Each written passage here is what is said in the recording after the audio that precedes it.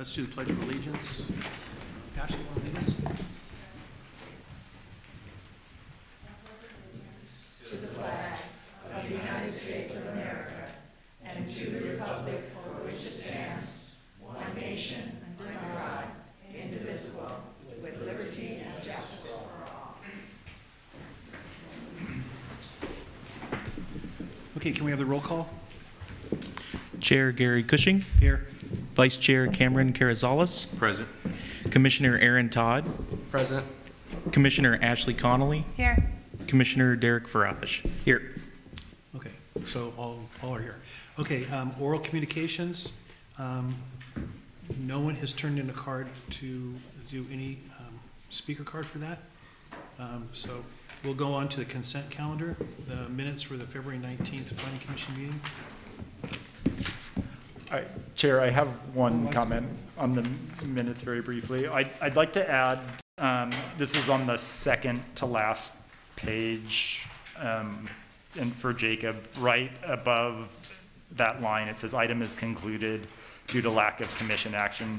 I'd like to add, and modification number 4 is not approved due to lack of commission action, just to make the record clear.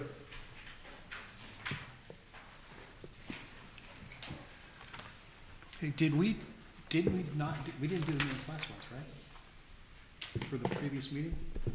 This is the, This this is for the February Planning Commission meeting, these minutes.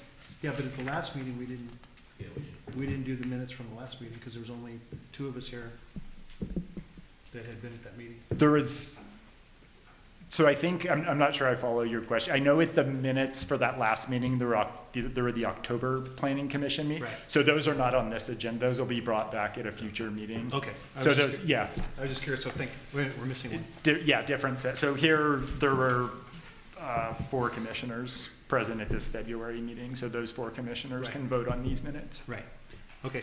So I'll motion to approve meetings with correction noted by Michael.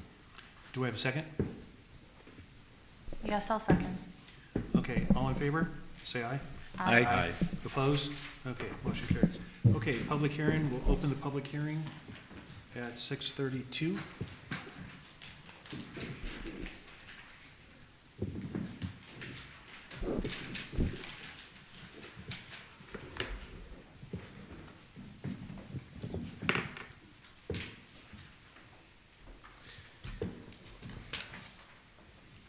Good evening, Chair, members of the Commission. The applicant has, well, first of all, this is a public hearing, and that means we've noticed the newspaper, we noticed every property owner within 300 feet, and it's a properly noticed meeting. The applicant is making 3 requests. He's asking to merge 4 parcels into 1 parcel to about a 2.53 acre parcel. It's asking for a development permit for an RV storage, RV and boat storage for about 140 spaces, which also then the 3rd requirement is a conditional use permit to operate that. The property is located in what we call the North Fillmore Specific Plan. The North Fillmore Specific Plan is a residential plan. It's a residential plan that allows 350 residential units. However, through the residential plan, within that area is an area called industrial exclusive, where we will allow industry to continue to operate, although surrounded by residential, as long as the industry is designed to be sensitive to the residential area. So we're talking about noise, traffic, storage, that type of stuff. And within the North Fillmore Specific Plan of industrial exclusive, it says refer to your zoning ordinance under manufacturing. So what you're going to do tonight and what we've done is review this as a manufacturing industrial site. It'll have a retaining wall, not a retaining wall, but a wall, a decorative wall, not at 6 feet, but 8 feet in height. And that's generally what the project looks like. And again, there are three actions to take tonight. One, approving Resolution 251055, approving the conditional use permit 2402. That's the use of the site, of how it operates as storage. And then two, adopt Resolution 251056, approving the development permit. That's all the physical attributes to the site, how it looks, landscaping, setbacks, and all those things. And then C, adopt the lot merger. We did review this environmentally and determined that the site is exempt under the category of infill. However, it is part of the North Fillmore specific plan. And in the North Fillmore specific plan are adopted mitigation measures, environmental mitigation measures. This project will be required to comply with those. So things like light and glare, noise, trash, there's a litany. We added those as the condition of approval. The applicants requested, before I get to that, I will say that the day the applicant submitted the application is the day the city of Fillmore established a moratorium on this very exact type of use. So I had to tell the applicant, thank you for the application, but it's going to sit on the side until the city of Fillmore figures out what to do. It took us a long time, and he was patient to sit through that, and there was another application also waiting, and the one we were already processed. And the reason we went into the moratorium, because 1 month prior, we had an application request for a 25-acre site to be all RV storage. And just last week, I had another request for a 20-acre site to be RV storage. After the moratorium, the City Council adopted an ordinance to limit the amount of RV facilities that we can have. So this particular project, the City Council made some concession that this project can move forward, and the other project that had already submitted an application, which you haven't seen yet, that too can move forward. So the applicant has been sitting on the side for a little bit over a year, waiting for the city to finish the review of that limitation ordinance. I've included the conditions of approval. They're lengthy. It's about 46 pages. There's standard conditions that we took from the previous RV project. The previous RV project, you reviewed it last month. That's located on commercial highway zone. That project had to have retail. This particular project is in the manufacturing zone. It does not need to provide retail. It's all manufacturing. Storage is a permitted use in the North Fillmore specific plan, or manufacturing. I would like to quickly hand out to you the 46-page conditions of approval, because the applicant requested some conditions after I published it to you, and I'll quickly go right through it. And then that will conclude my presentation after I go through it, and the applicant's planner is here who would like to make a presentation.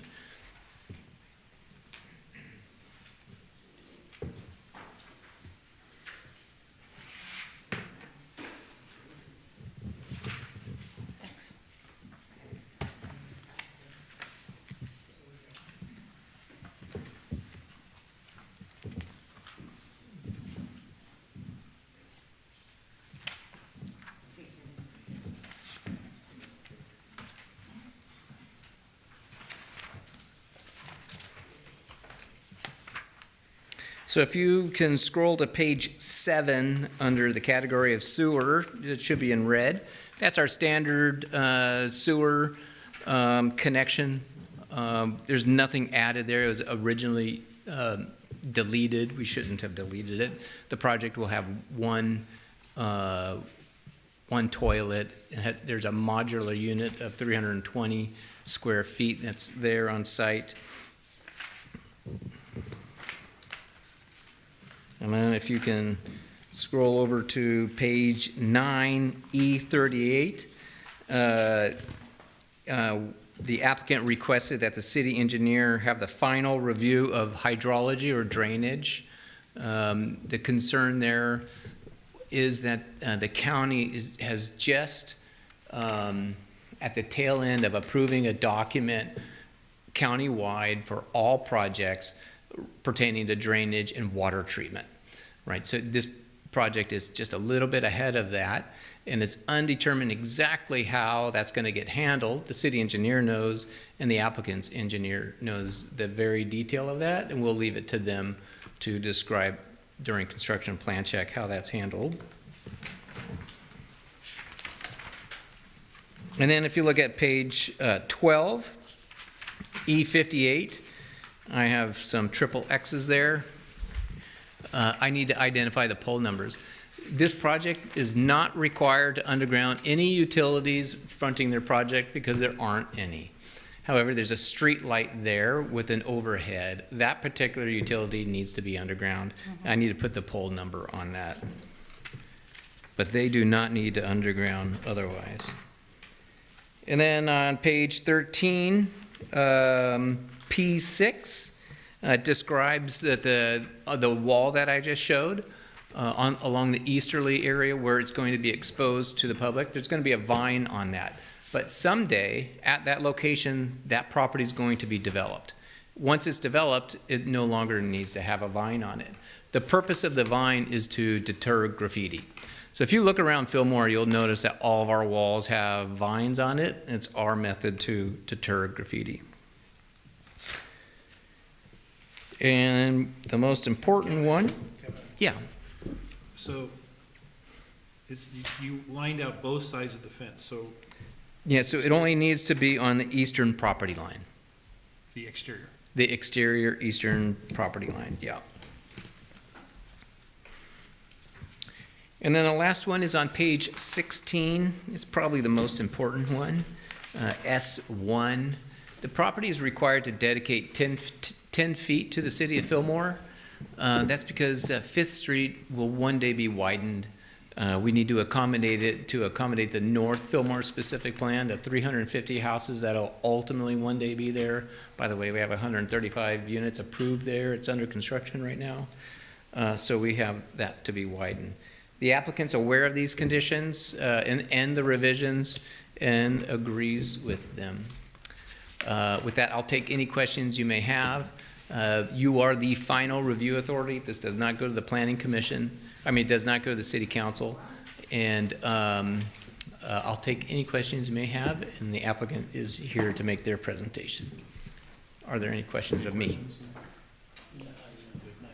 I just have a quick question on the the ordinance that the city council did for limiting of the number of RV storage. Is that limiting of the number of businesses or the number of acres that we want in the city?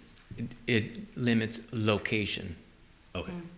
That's So what it limits. it limits the location of where they could be located. Yep. And we could have 10 potentially pop up in those locations if. No, that's not realistic. We're going to be realistically, we're going to have these 3. Okay. And then the existing ones that we have dotted throughout town, no new ones after that. That's realistic.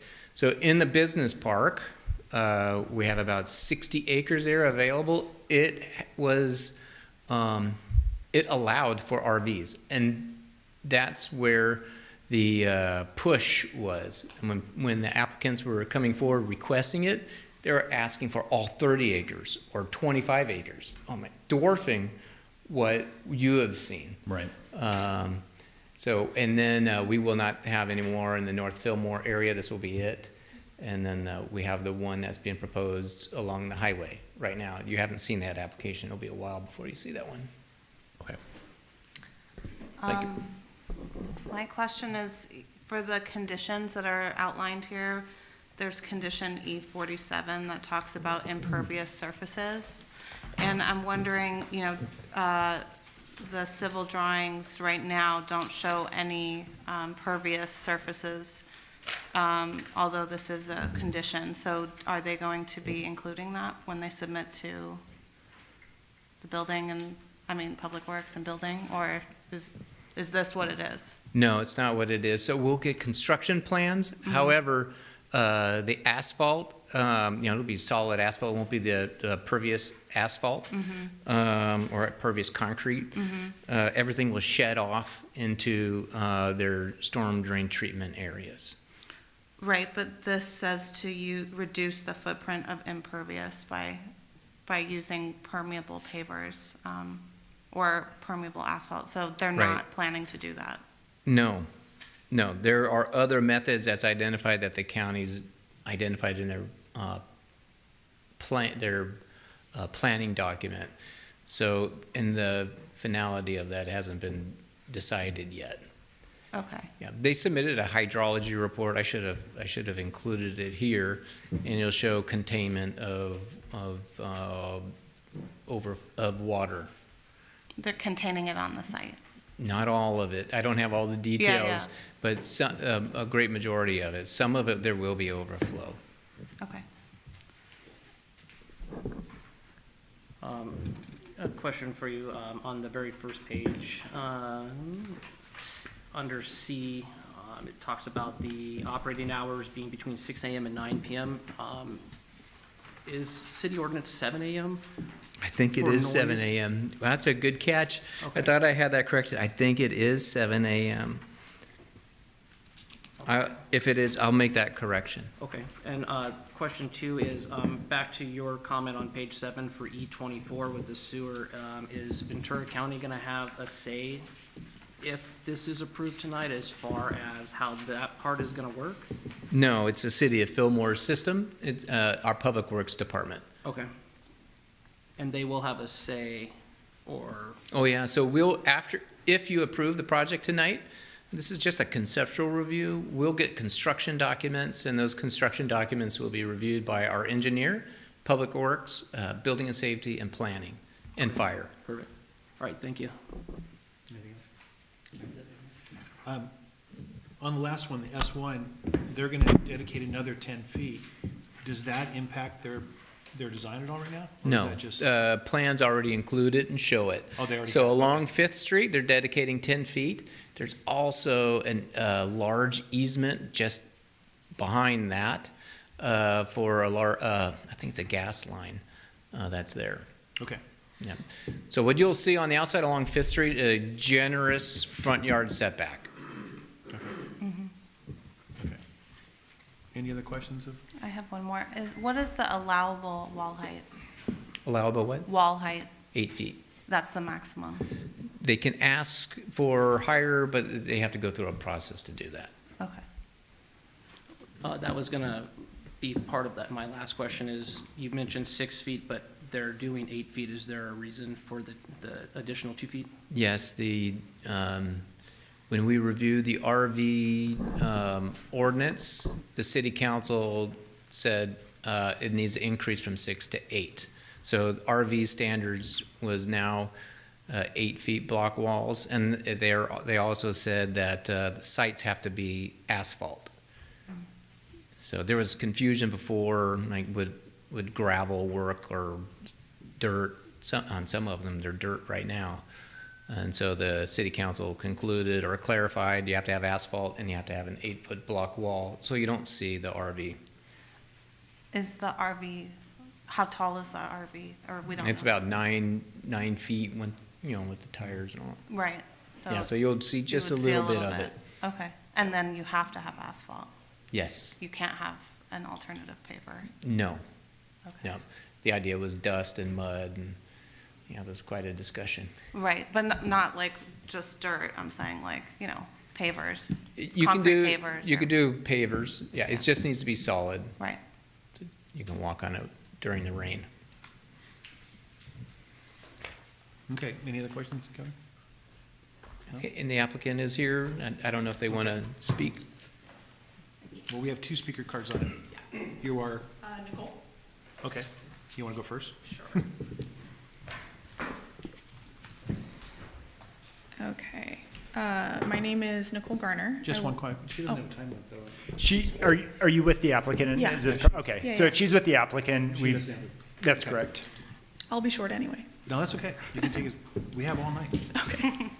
My name is Nicole Garner. I'm with Jensen Design and Survey, and we're representing the applicant, who is here also to speak after me.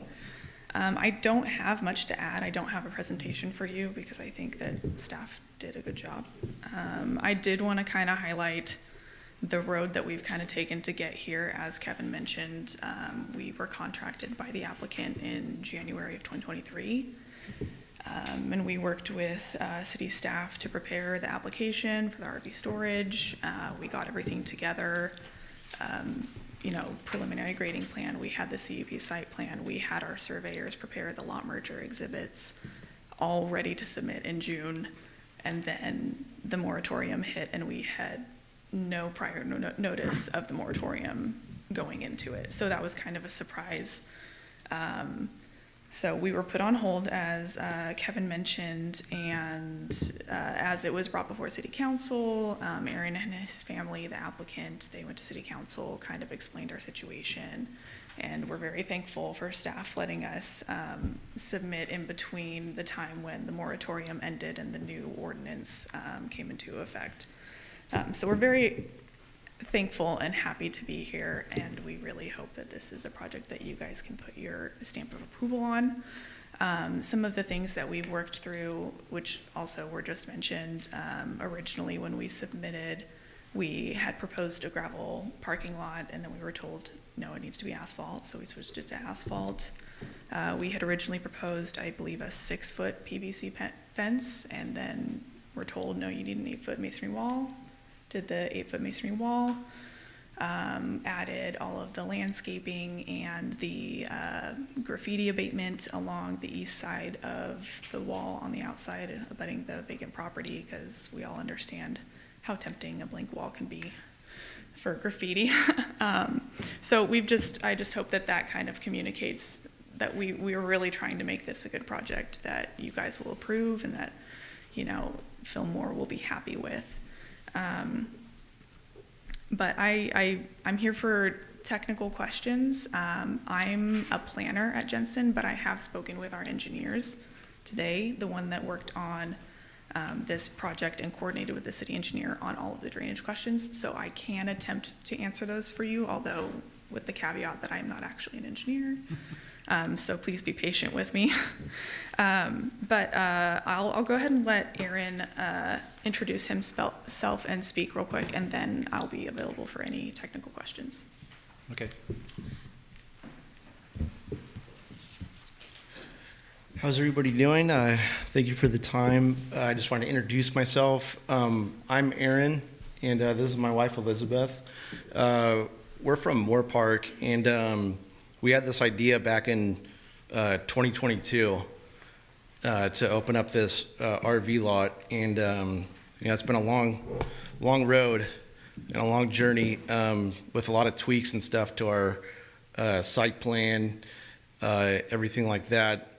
And I think that we're at a good spot right now with the city, just conversing with them thousands of times, I just want to emphasize to you that, we are a small family business. It's just me and my wife. And, it's something that we hold dear and want to, one day give to our kids kind of thing. And, we'd like to be a part of your community. So, yeah, I think that we're at a good spot right now to hopefully move forward. So if you guys could, find in your hearts to do that, we get this ball rolling. So yeah, Elizabeth, you want to say anything? Sorry, I'm in a Jersey right now. I coach my son's baseball team. We're in the third inning, so I had to rush over here. But I appreciate you guys' time, hearing us out and stuff. I have a quick question for that. Yeah. Have you guys developed or constructed anything like this in the past, or is this No, your first? this is our project? first go at it. So Have you yeah, ever that's- operated or ran an RV store? no, well, see, we've owned RVs pretty much our whole lives, so we've seen firsthand just storing ourselves, our trailers and stuff at different spots and how they work, operate, stuff like that. That's how we came up with the idea. Just we saw the demand there. This is back in 2022. So, yeah, but haven't owned one prior to this. So it's our first time. I have to thank Kevin for all your help and support. It's very direct, very relatable, and you can call him anytime. I also want to thank Jensen Design, Nicole, just communicating with the city and stuff. You guys have really walked me through this and helped me out a lot, so I appreciate it. Okay, well, why don't you stay up here and do you have questions?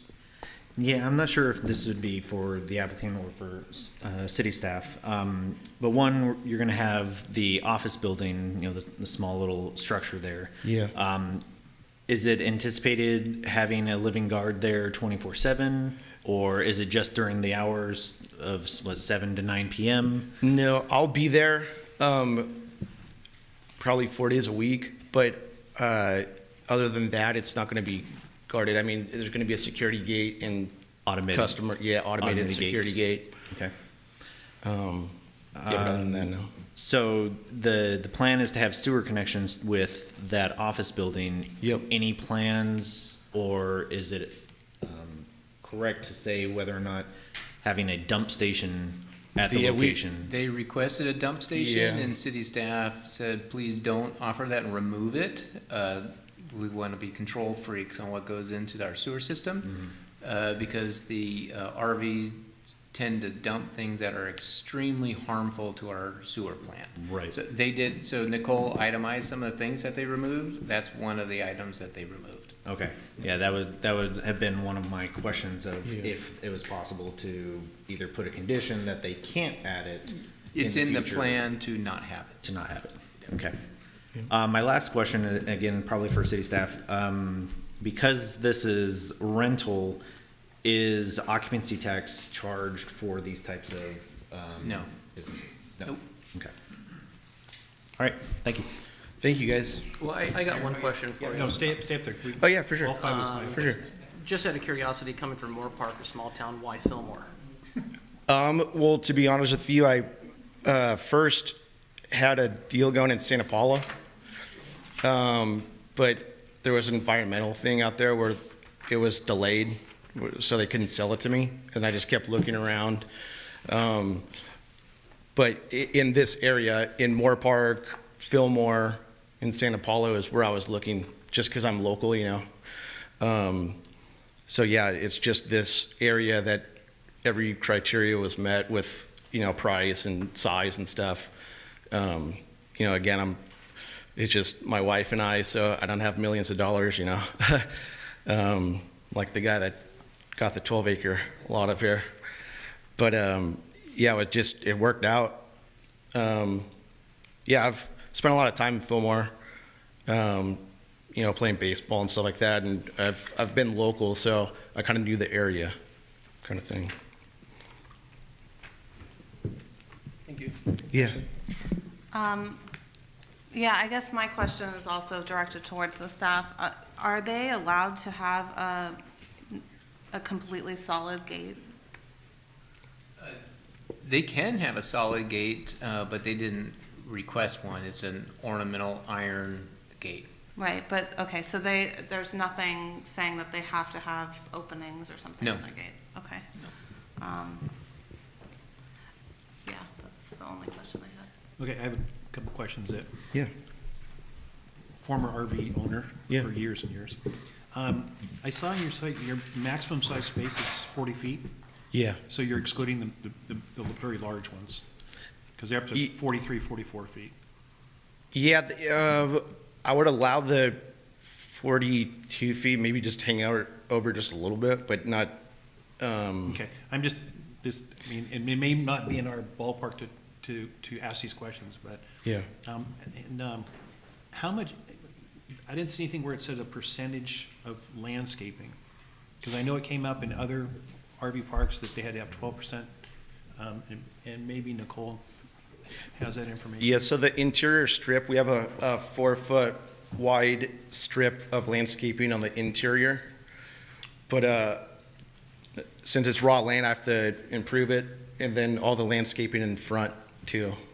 The 12% landscaping for the previous project is because it's along the Ventura Street. It's part of the Ventura Street design guidelines. Okay, The so it doesn't- requirement for this one is for manufacturing, industrial, and they don't have the 12% requirement. But it is surrounded on the perimeter for landscaping. In the front, it has generous landscaping. Right. The idea was to put all the landscaping in the front. Okay, the next question is, the modular building that's there, Yeah. that you're gonna put in, is it gonna have some type of look to it, other than just a, because it looks like a construction trailer by the picture we got. So Yeah, is there gonna be any architectural treatments to the outside of it? that was just an example of, yeah, it's gonna look nicer.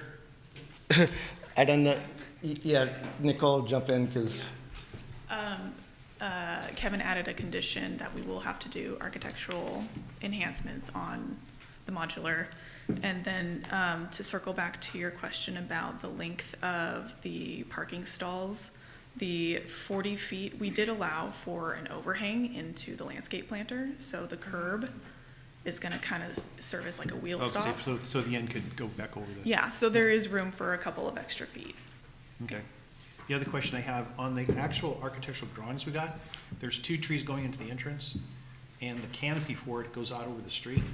So if RVs are coming in, it might be a good idea to move them back, so the canopy doesn't overhang the entrance. Just from driving a 40-foot motorhome Yeah, curves, yeah, that makes sense. you don't want to have it straight. And those trees that are on the front, those 4 on the front, are those going to be maintained by the city or by you guys? I believe they're our responsibility, is that Yes. correct? Yeah. Okay. Because if you're having complaints from your people coming in, you're going to go out and trim them, but, okay. And on your spaces, and this may not make a difference, but are these going to be back, like you're coming in the first driveway, those are obviously, they're going to back in, correct? Yes, that's the Okay, intention. but if you go around, if you're coming down on the, going out, those spaces, if you have a trailer, I don't know how you get it in there. So the drive aisles are wide enough that technically they could be two-way. But the angle's going the opposite way. Right. I mean, if you're coming this way, you'd have to be able to back around. I mean, that's a heck of a way to back in. You could approach it from either direction. We're showing You're arrows. showing a one-way, that's why I thought maybe that's just a one-way.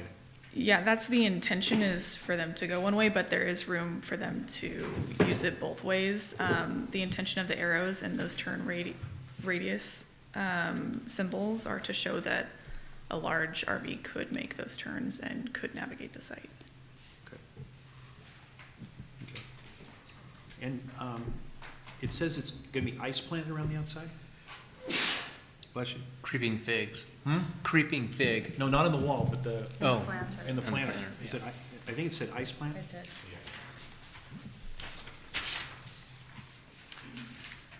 Yeah. I'm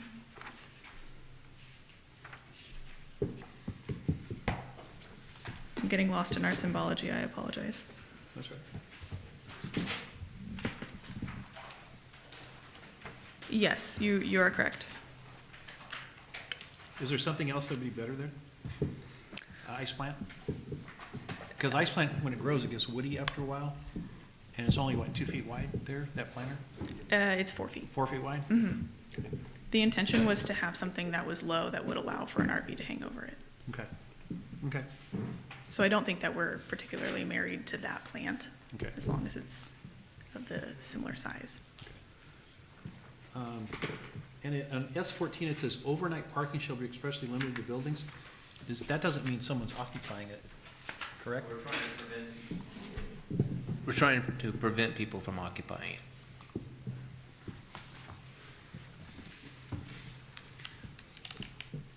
So maybe that just needs to be worded a little bit, because it says overnight parking shall be expressly limited to buildings in the areas of the site that are designated for RV storage. Yeah, that's straight out of the previous project.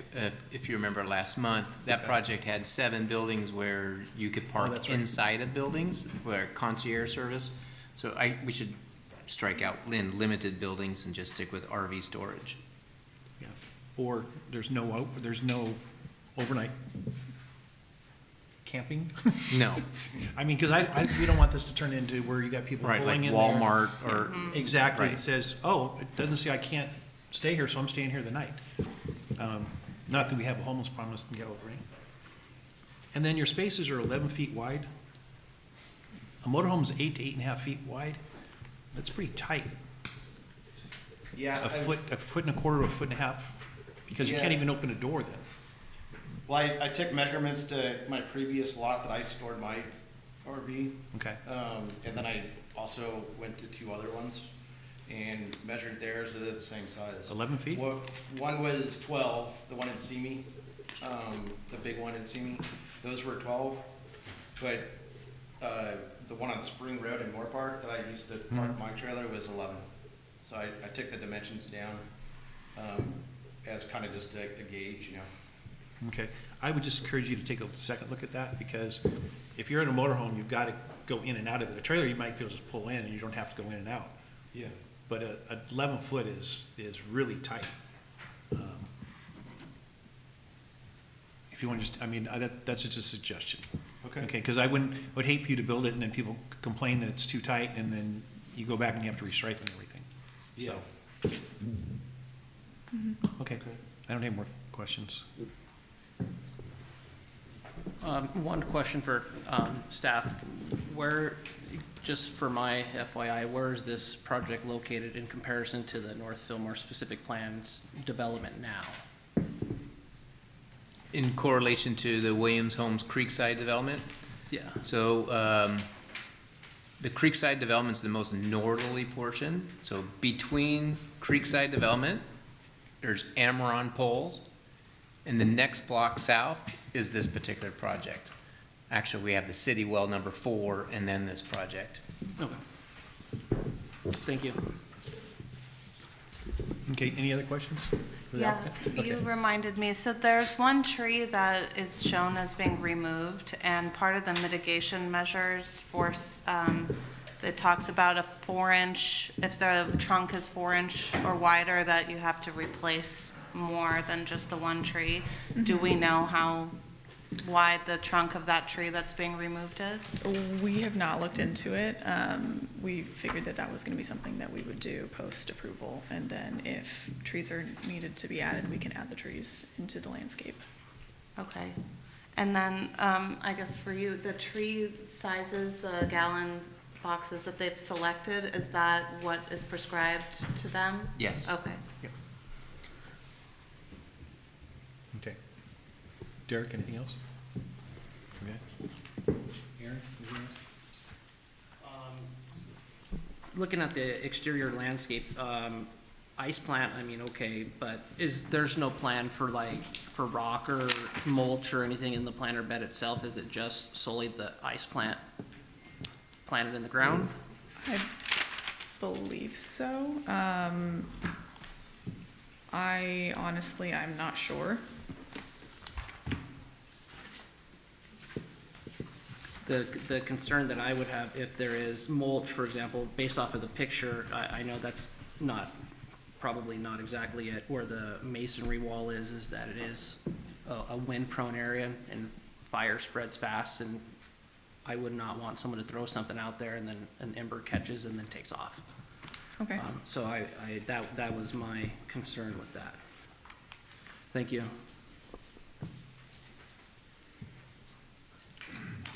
Can we make suggestions to them or? Yeah, go ahead. So, I mean, the reasons why I was sort of asking these questions earlier about the height of the wall and the transparency of the gate is that, I mean, I think the whole point of them allowing for the 8-foot wall is to kind of conceal the RVs from view. And I think the gate that's being proposed right now, it's very transparent. And I would think maybe doing something that's more screening would be better. And I would also recommend doing some form of paver, like a permeable paver, even if it's in the drive aisle, just because it's gonna get really hot with all that black asphalt. That's a concern that I have, plus, it's maybe a good opportunity to be able to reuse that water for your irrigation, for your landscaping that you're required. Yeah, those are the two comments I have. Can I respond to the Yeah. gate comment? I've found in other projects that, number one, we like screening, we like to not see the ugly uses, but also sometimes the sheriff's department doesn't like that we completely screen, because then if we screen the gate, then you can't see anything inside, and so we don't know if something nefarious is happening. So I think that we're open to screening, but I don't know if that's gonna be an issue for security or not. Yeah, Okay. That's, when you first said that, that's what I thought too, was I'm sure the sheriff's department would like to just go by there, Just look be down able to through, peek make sure in. there's not gang activity or something. Yeah. It's hop the wall, I mean, 8-foot wall is pretty good size, but they get over thinking, so they may want it open, Okay. you know. And then I think that we did consider pervious pavers, but they might be cost prohibitive, especially if we were to do the entire site. Maybe we could look into doing just the driveway. I think that might affect our drainage situation a little bit, so that would be something that our engineer would have to look into and work with the city engineer on. And then the last thing, it was pointed out that it does call for mulch. What I would recommend is strike in the mulch, because Okay. if ice plants are the continued plant, it'll spread out and cover it, and that way you save a little bit of money on that. Okay. Okay. And- Anything? Sorry, I did not mean to interrupt you. No, go ahead, if you have something. Am I allowed to make a comment on a condition that I missed earlier? Sure. On E50, on page 11, we had discussed removing the requirement for rubberized asphalt with the city engineer, and he gave his approval, but I still see that it's in there. Can we fix that? We should be able to remove that. That's for brand-new streets. For subdivisions like Creekside, it's not for the widening of a street. We can strike that. Okay, thank you. Which condition number is that on the version that you circulated, Kevin? That's on page 11, condition E50. The one On that the old begin, one, it's E51. oh, so it's E50 on It's the. E50, the Okay. one I just handed That out, begin- requiring rubberized asphalt. Okay, it begins with soil reports? Yes. Okay. Yep. So what are we striking from that? You're striking out you're striking out the 1.5-inch thick rubberized asphalt wearing surface shall be added on the top structural surface.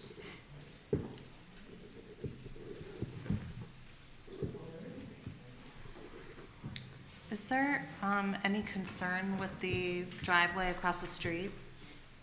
Are they aligned? Are the driveways aligned? Or have you guys looked at that? We viewed that RVs are not gonna be coming out of there very often. So we Yeah. didn't see a conflict. Okay. But they are aligned? No, they're a little bit offline. Okay.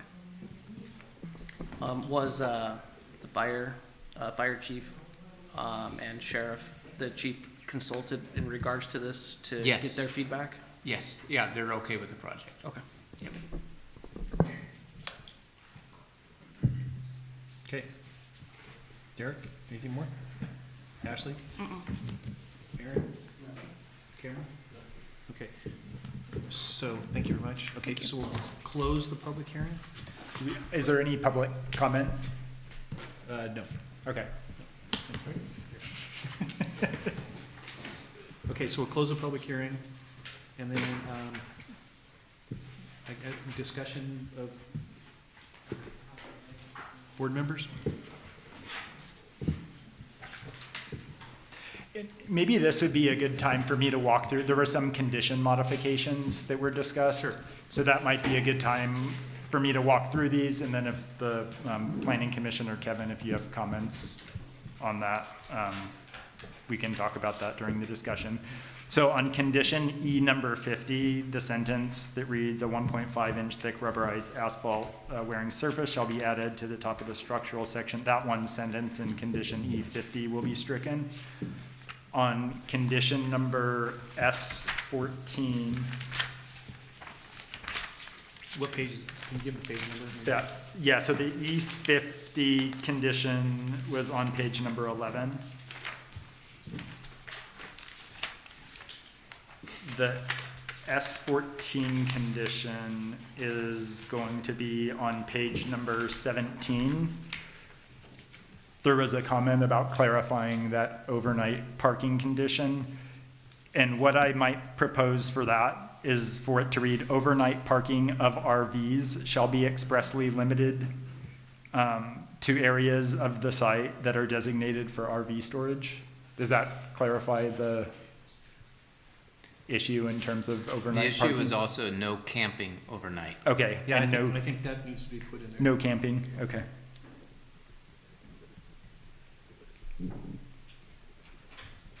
I'm sure they don't want it anyway, but. No, but that's a good addition.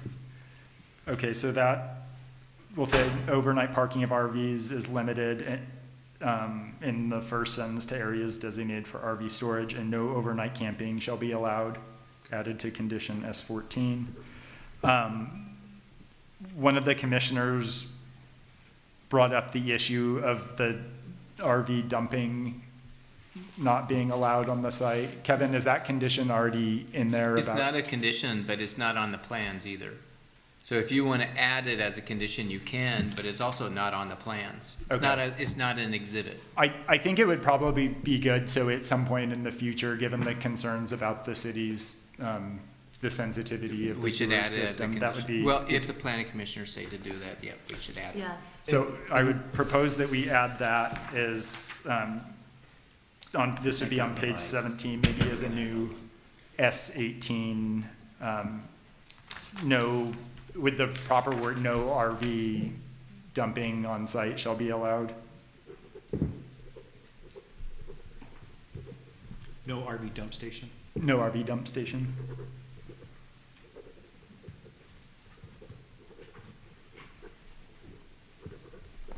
Is there a dumping station in town Yes, the city has one ci- at the plant?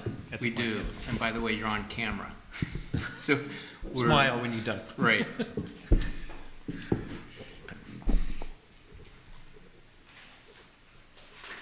Okay, so those were the three condition I know there was some other discussion that There sounded. are, so if I took note of them, so if we can separate the trees at the entrance so that you don't hit the tree limbs.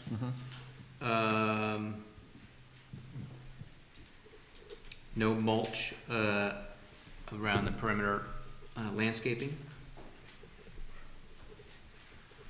And permeable pavers at the driveway. Well, we should, on that, that's a little bit too restrictive, because we need to, we don't have engineers here. But we should pursue permeable pavers somewhere on site. I don't know whether it's in the driveway or some other site, but no one here is an engineer. I don't know if it works in driveways or somewhere else. You okay with it? Are you okay with it? I mean, yeah, or maybe right in front of the gate that you're seeing through. It could be anywhere. I just Okay. think that some portion of the site needs to be permeable. Subject to our engineer's approval. Yeah. Okay, anything else on that? I think I got everything that you Okay, guys asked. the only thing I would like to add is that there are, somewhere in it calls out there has to be architectural treatments to the building. Because I know it's just a picture of something right now, but I don't want that to be what ends up there. So we'll, on that, we'll write, the modular will adhere to architectural treatment per the planning director. Okay. No, don't say that, per the North Fillmore specific plan. Yeah, I don't have all that authority, right? I'm following the specific plan. It's itemized in the specific plan. Yeah, because I know when we approved that housing project, we went a lot over what it's gonna look like. Yeah. So I don't want to put something in the city that people drive by and go, how'd they label that in here? Okay, so- That's very astute of you, because it says that in the specific plan that new industrial buildings are to match the residential architecture. So Kevin, that one would say modular shall adhere to architectural treatments per the North Fillmore specific plan? Yes. Is that what you're suggesting? Yes.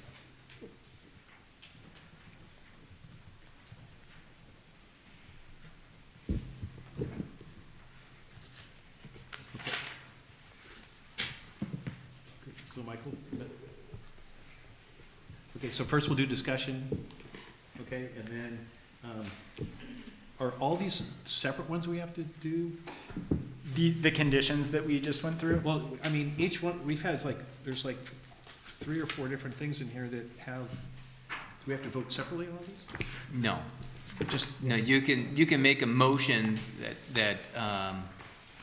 that includes all of them all at once. okay, good, because, The city attorney can describe the language, how you do that. Yeah, when it comes time to the motion, I can help with that. I have a list here of 7 condition modifications that we just discussed.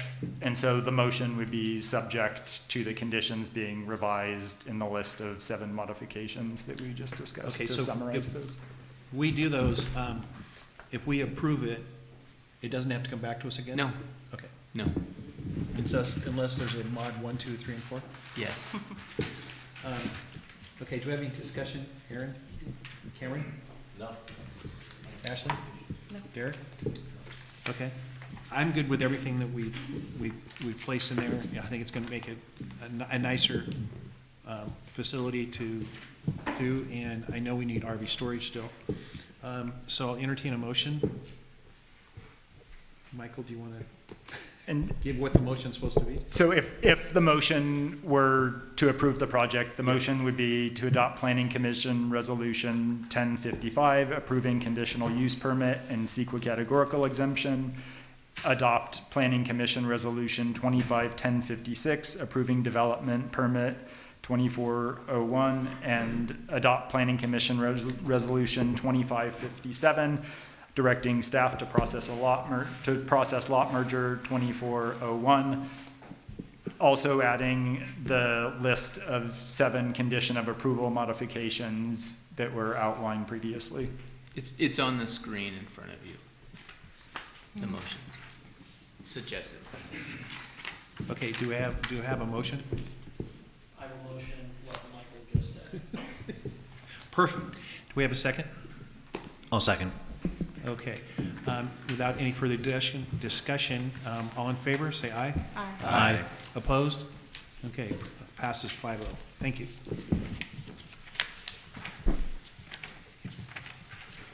Okay, next item, consideration of zoning ordinance text amendment 2402. Who's, are we doing Brian? Thank you.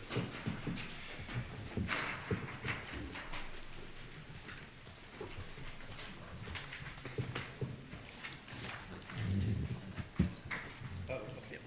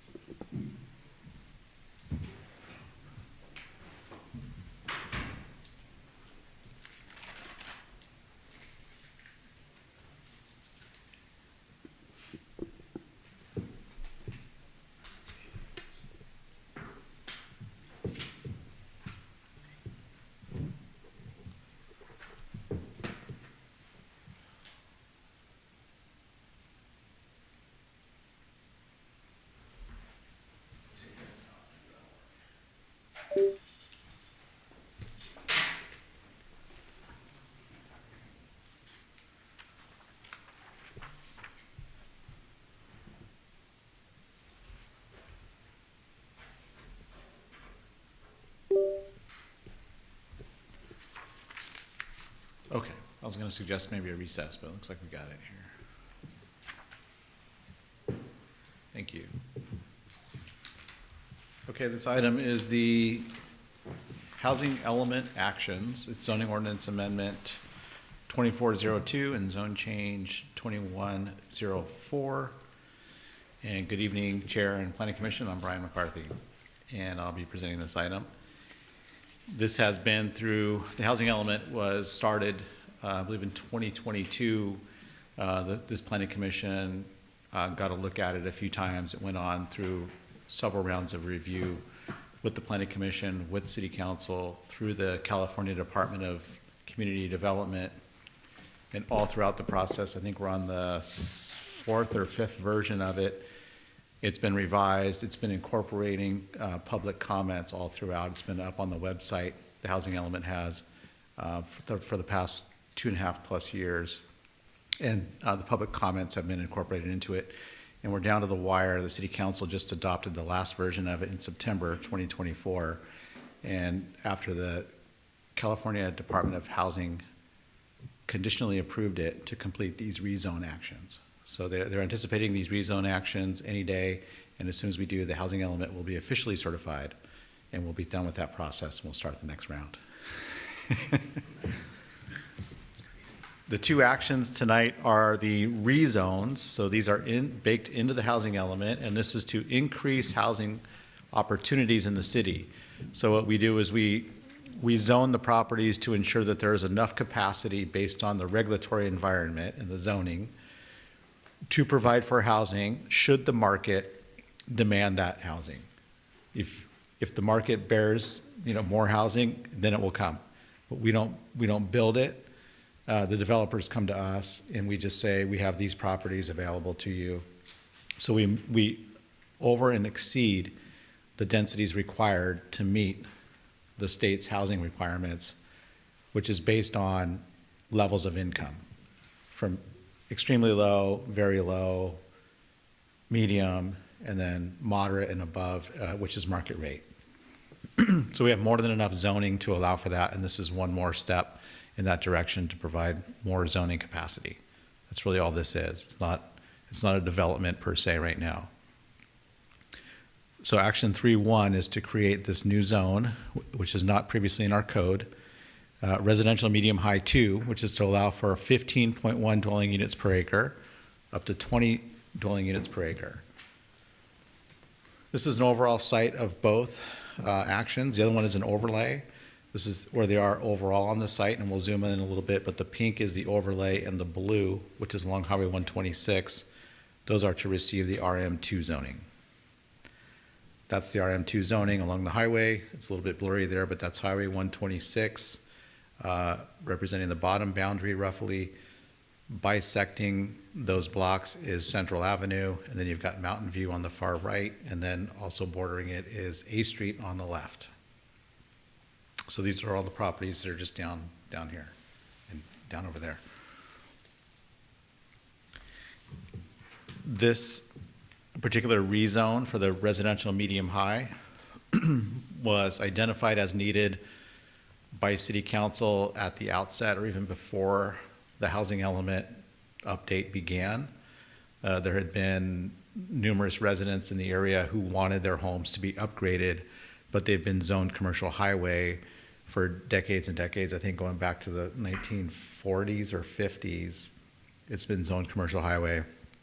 And so there's a lot of old row housing that's been there since the turn of the century and shortly after the turn of the century, when the city was founded as an agricultural city and railroad. So there was a different style of housing at that time, but along the highway, it's been zoned commercial highway, anticipating that the city would receive, basically cash registers along the highway, but that hasn't happened over the decades.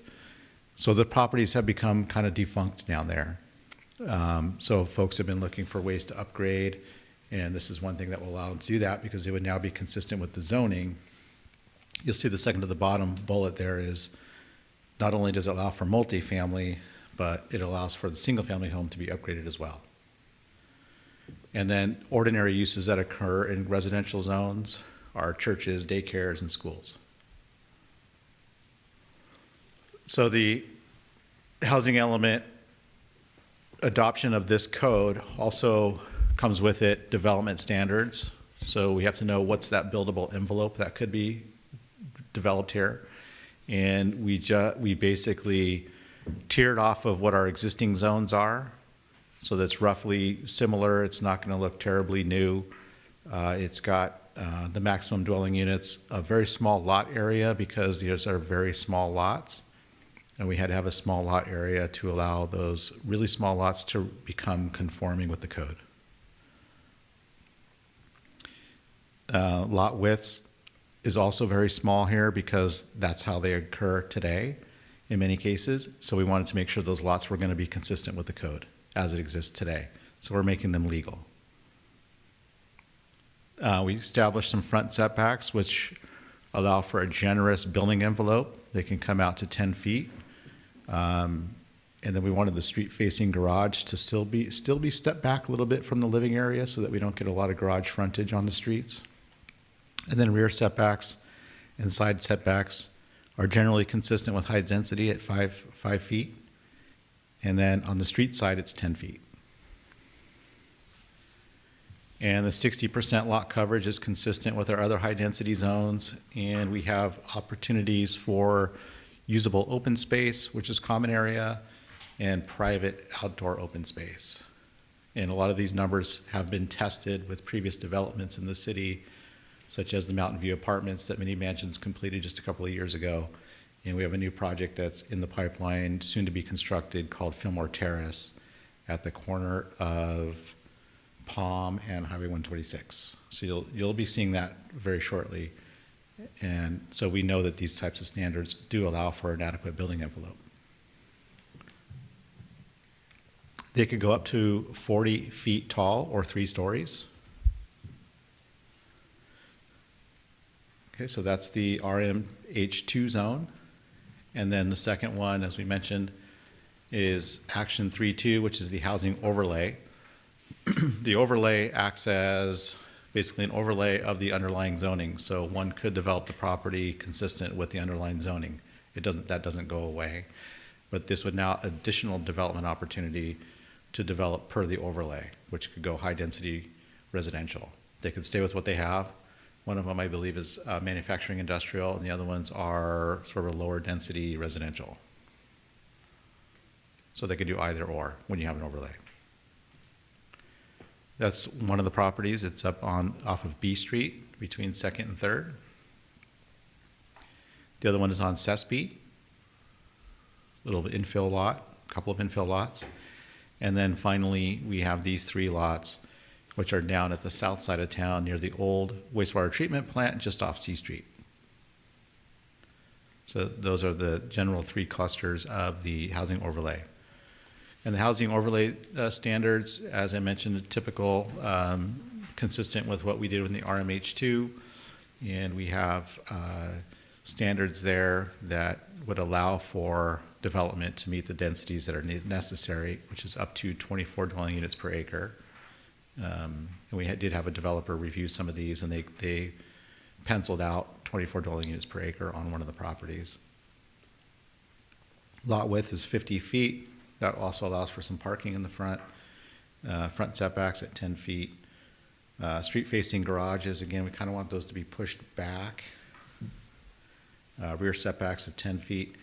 And then on the side setbacks where it's abutting a property that's not a street, so it's abutting a neighbor where they could also be building housing, through fire department review, the upper stories were required to be stepped back. So you go up ground floor, you're 5 feet in, and the upper stories, they want it to be stepped back so that a ladder could get up sequentially up to each rooftop.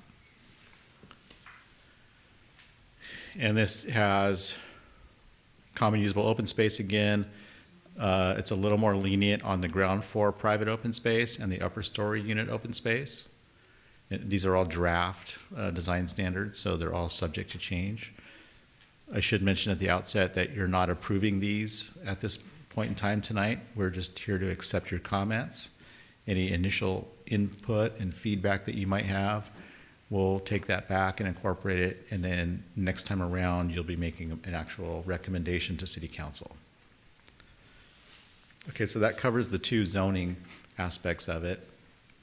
And then finally, through that, the state also said, in order to fulfill all of this zoning, we also want to take a look at your objective design standards.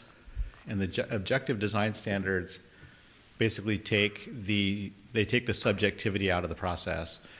So long as a housing development under state law meets objective design standards, then they're theoretically approved. So there's less review by your body or by city staff. So there's a need to definitely have objective design standards, because if you don't, the subjective review to allow for architectural elements would not be enforceable. So that's why we put together the objective design standards, which will also be packaged up and go to HCD for their review. So the objective design standards will apply to multifamily developments.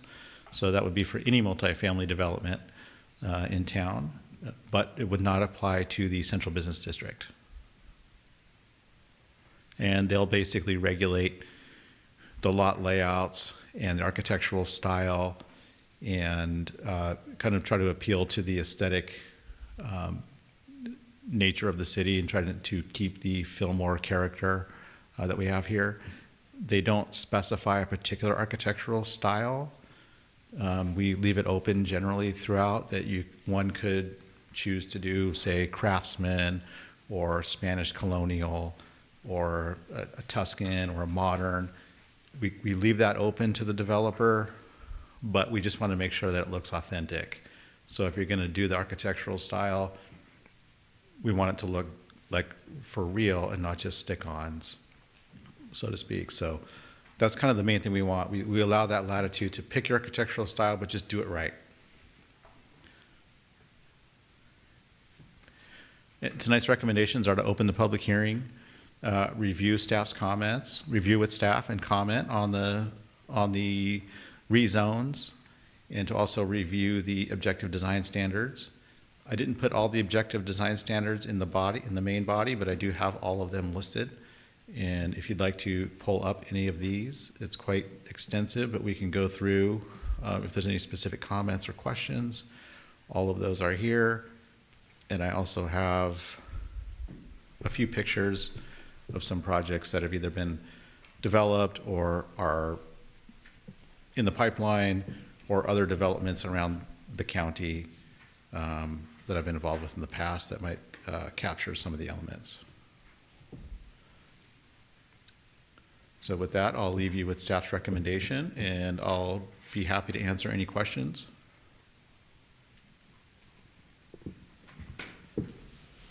Okay, any questions for Brian? I have a couple questions. Sure. So one of the areas in the one off of B Street and 3rd Street, that's the orchard, correct? Yes. That one right there. So it's is this part of the 3-2 where it's the overlay on top of the? Correct. Okay. This is the overlay. This one would be an overlay, not rezoning it to the multifamily. Correct. Okay, So and they that conforms to the state law allowing residential really anywhere. Yeah, at this parcel, they could build residential per their existing zoning, which is residential, which would be single-family residential. Okay. Or they could go high-density multifamily. Gotcha. So it would be both 3-1 recommendation and the 3-2, or? No, the underlying zoning here, I believe, is RL or RM, so residential medium. Okay. So there's a specific density. Let me go back to that table here and clarify that. So you see RPDM there? Mm-hmm. That's the zoning that's not changing. That's the zoning that currently underlies that property.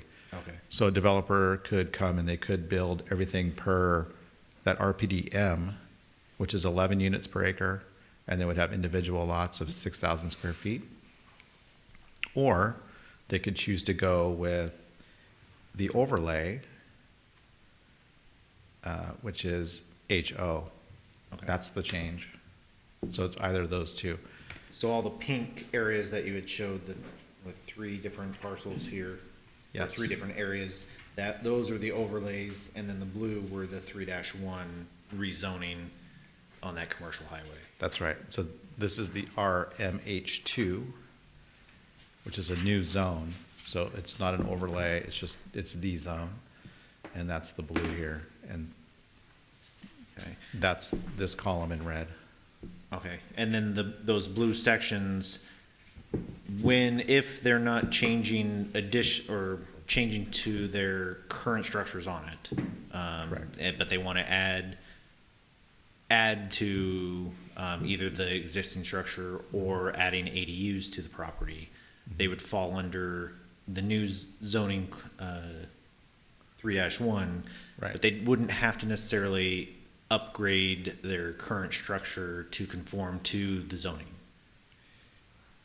They would conform to the zoning. So they wouldn't violate the zoning. The zoning standards here is, we believe, making them all legal as they are now. So if they remodeled, as they stand today, they should be consistent with this zoning. It's a non-conforming question. Right. So his real question is, at what point, if somebody wanted to remodel or do a room addition, do they have to conform to the new RMH2? So the zoning ordinance says if you make 50% of the value of improvements to the structure, everything has to conform. So if your structure's worth $100 and you make $50 worth of improvement, then everything must conform. At market value, not any assessed value or original purchase price value. It's the value of the structure. It has nothing to do with assessed value, or it's the valuation of the structure as determined by the building code. Okay. So you can make 50% of that value or stay below it. If you stay below it, you don't need to conform, but once you cross that, everything has to be brought up to the RMH2. Okay. With these people who you've said potentially you've gotten calls of wanting to do upgrades. Right.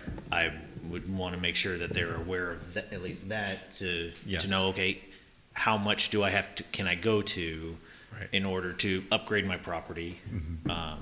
Still not have to then spend absorbent amount of more money to conform to the new zoning.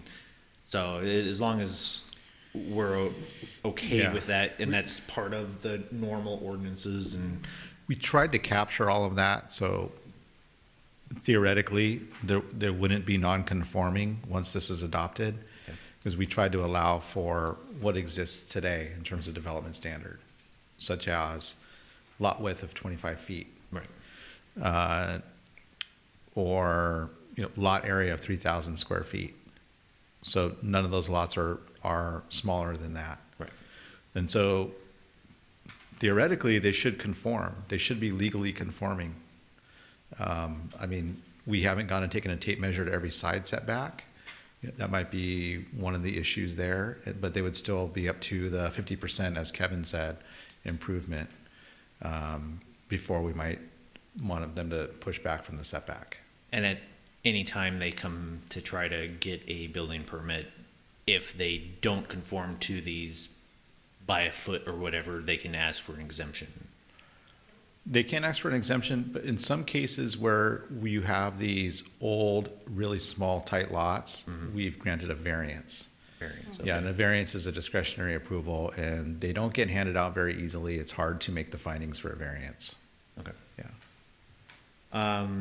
Just my last question, with the new development on Palm, right outside, right next to Vallarta's, Mexican restaurant, that is already part of this zoning or new zoning? I couldn't really. No. It moved ahead. It's already an approved project. It's adhering to the existing zoning. Okay. So Yeah. on that particular property, I know we're not reviewing that property, but a portion of it's central business district, another portion of it's commercial highway. It conforms to both. Yeah, we specifically excluded that one from this because where we saw an existing commercial viable operation, we didn't want to then go zone them residential and now they're non-conforming. Okay. Yeah. Perfect, thank you, that's my questions. Okay. Cameron? Okay. Aaron? The only question that I have is on the screen, or on the overlay with the blue boxes, is each blue box its own partial? Yes.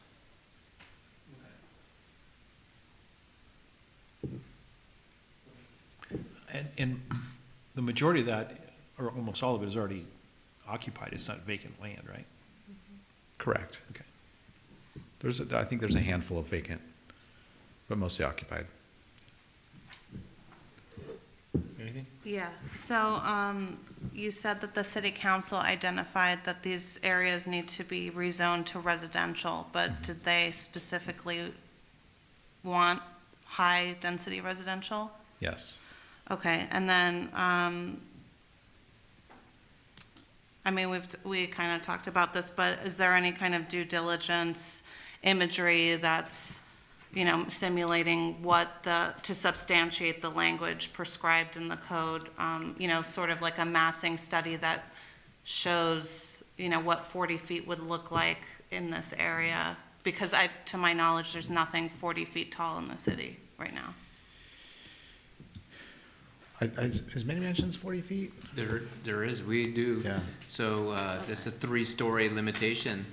On what we're looking at tonight is allowing 3 stories, and that's not allowed anywhere in the city except for downtown and residential high. So KB Homes, that's 3-story, and we have 3 stories downtown. And many mansions, that's 3 stories. So this whole area that was in blue and highlighted, that too will be 3 stories. Right. But to answer your question, no, we did not do a massing study to sort of block out, you know, a maximum building envelope on the lot. Because the directive, you know, from the city and also from the state is to upzone these properties. We do have the setbacks, and we have the upper stories being set back 10 feet. That hopefully helps to preserve somewhat of a view corridor through there, or helps to let some sunlight into a neighboring property. But overall, no, we did not do a massing study, simply because the results of which may not inform us terribly much in terms of whether this should be rezoned or not because of the directives.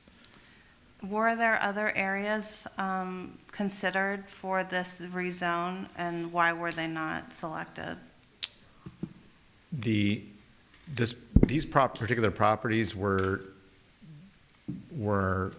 in need of repair. They've been falling in disrepair because they've been zoned commercial highway since about the 1950s. And the construction has been evaluated, and it's single wall, so it's basically plywood. There's no 2x4s, so there's no fire breaks inside the walls. So there's some fire hazards. I think a couple of them have burned down over the years, and I think some of them don't have flooring. And they've been reporting that they couldn't get a bank loan. And also, given the proximity to the highway, you're not directing traffic up through town to get to the, you know, kind of the more low density, bigger lots. You're keeping the traffic accessible to the highway.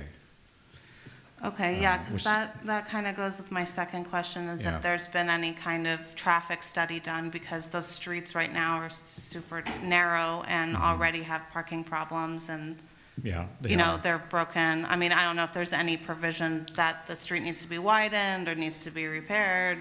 Yeah.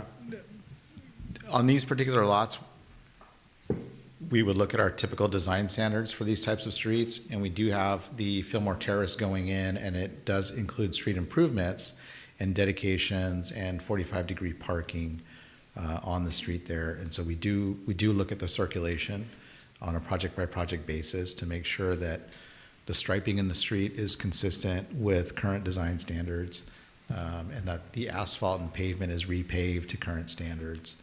And visibility at the corners are there for safety, and stop signs and striping for stop signs, and those sorts of things are put in place on a project-by-project basis. And at some point, we'll update our general plan and we'll do a whole overall analysis on total volumes everywhere. But in these instances, we're finding that just project by project, we're able to accommodate them. Okay. Yeah.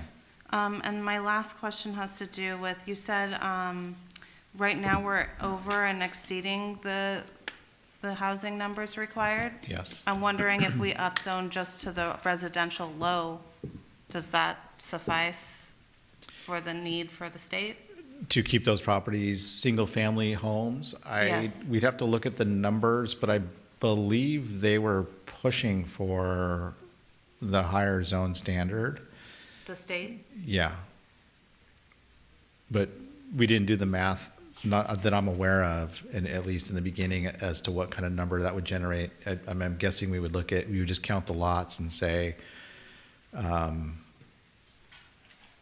think it wouldn't result in a net increase, I believe, because they're existing homes. And because they're existing homes, they're counted as our existing stock, I believe, Okay. for housing. And so keeping them single-family housing wouldn't add to our meeting what's called the RENA numbers, the Regional Housing Needs Assessment.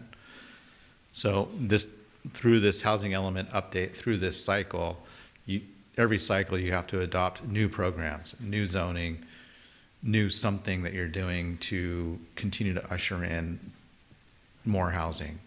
And although we've had a lot of zoning to allow all the housing, possible, the market hasn't come here. I mean, it's coming a lot more now. It could be locational, it could be any number of reasons on any particular property, but this just sort of widens and expands the range of opportunity, so to speak.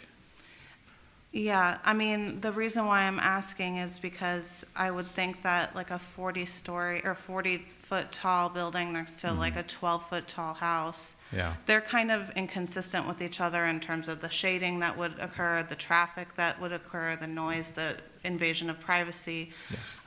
Also, I want to bring up that, the reason why I was asking if anywhere else was considered was because there's several sites here that have been identified in the state's inventory of historic assets, and Okay. that was done, there was a cultural heritage survey done in the 80s, which I think is the most recent one. I'm not sure, maybe Yeah. you have further information on that, but Yeah. yeah, I was just wondering because it seems like it would be preferable not to kind of cause hazard to a historical place. Yeah, definitely the Fillmore is historic, and it's one of the richest parts of the city. Why we all live here is because of its historic character. I mean, it's beautiful. It's an unknown gem, and most all of our planning documents over the decades have put a lot of thought and crafted design standards to continue to further Fillmore's character into the future. These particular properties were evaluated, as you said, in the 80s, and I was able to find those evaluations.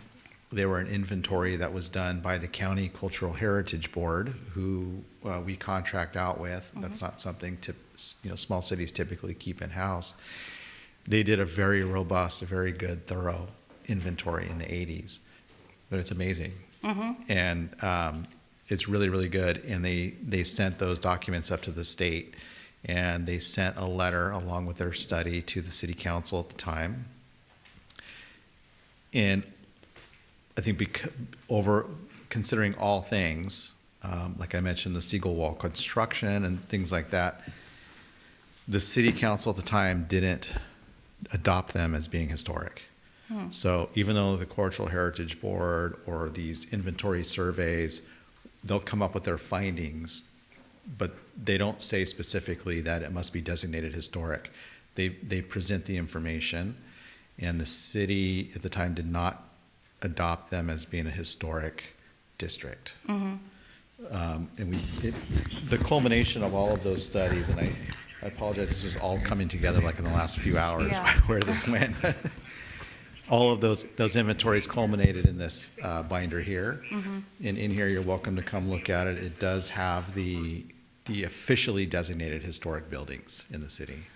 I saw ones that, well, maybe it's not the same document I looked Yeah, at, but I okay. did see ones that were nationally recognized, and then I Okay. saw ones that were landmarks, and then there was the inventory of residential. I think there was 239 homes that were listed. Yes. As, what does it say? State historic inventory. So they're not landmarks, but they are part of that inventory, to my understanding. Okay. I still think it falls back on the local jurisdiction to adopt them as such.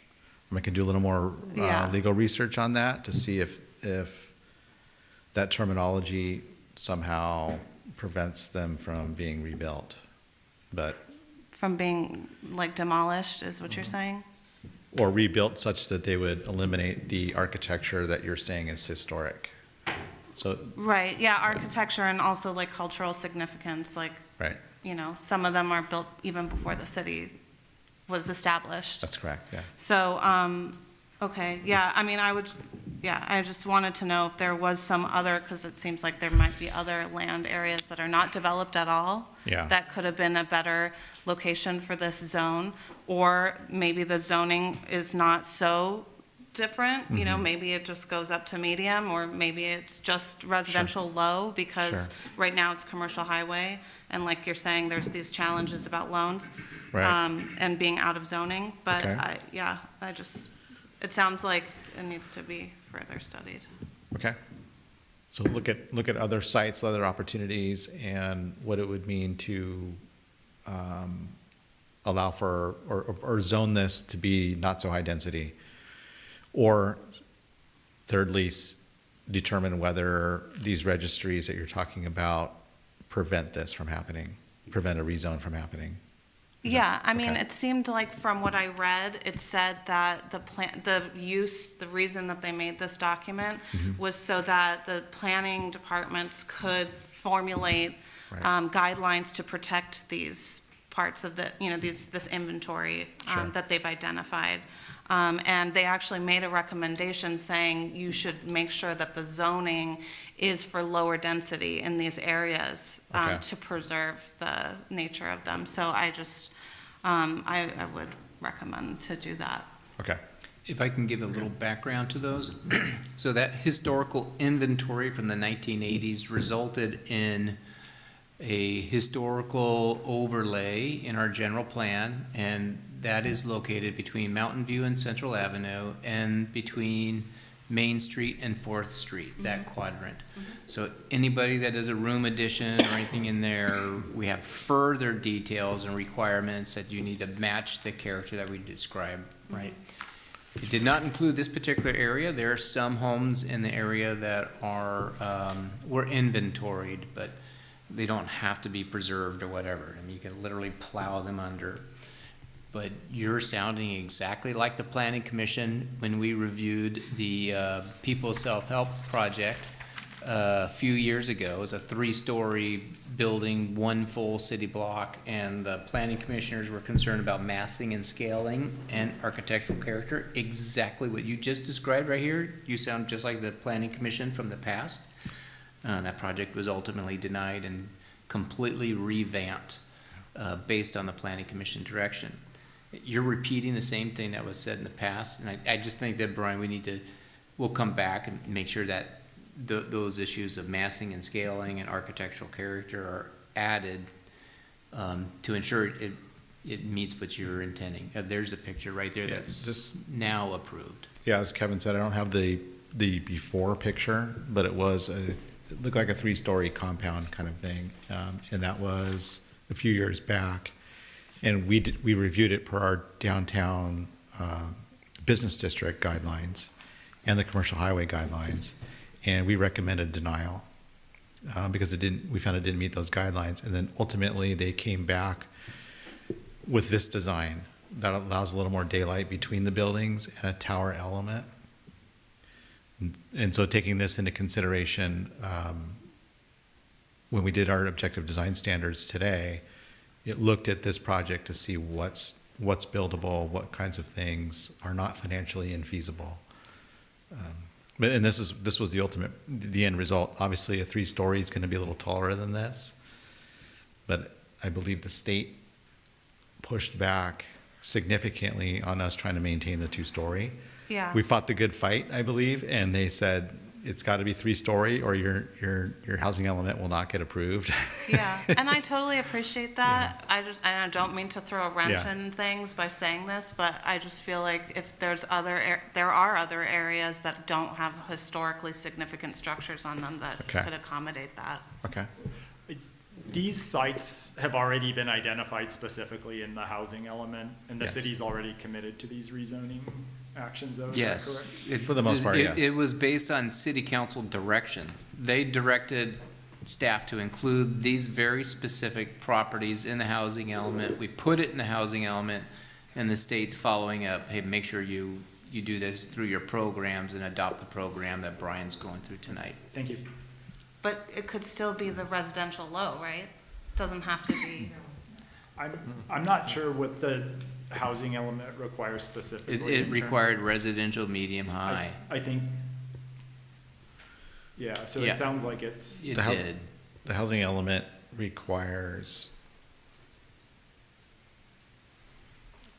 up to 20 units per acre. Yeah. But we did include the single-family home in there as well. So you could do a single-family home, or you could do up to 20 units per acre. Yeah, I mean, I guess this isn't the commentary portion, so. Okay, any other questions? Cameron? Aaron? Okay, I don't have questions. Okay, so we'll open up the public hearing. Brian, thank you. Susan Johnson?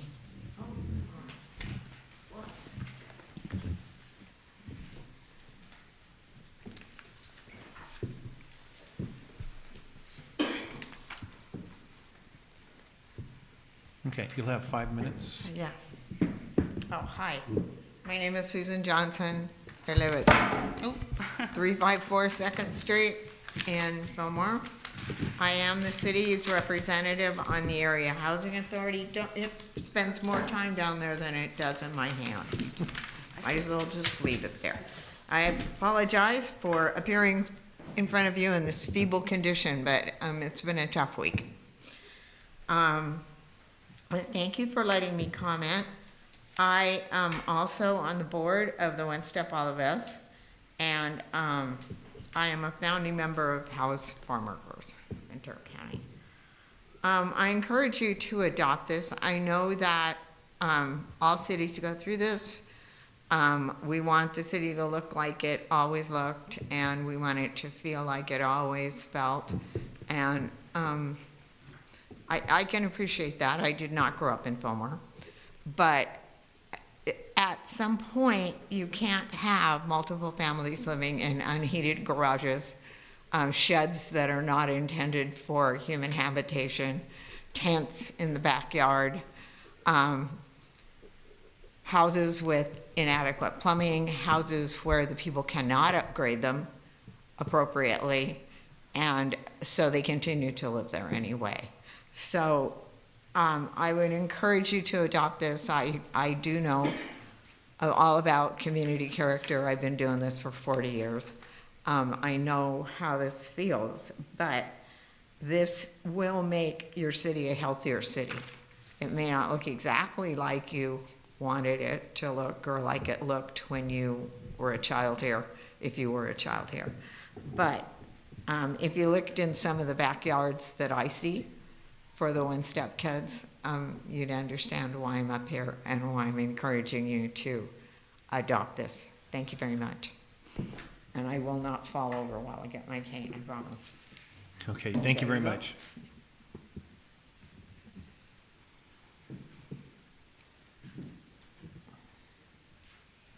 Oh, great, I just messed up the timer. Okay, Lynn Edmonds?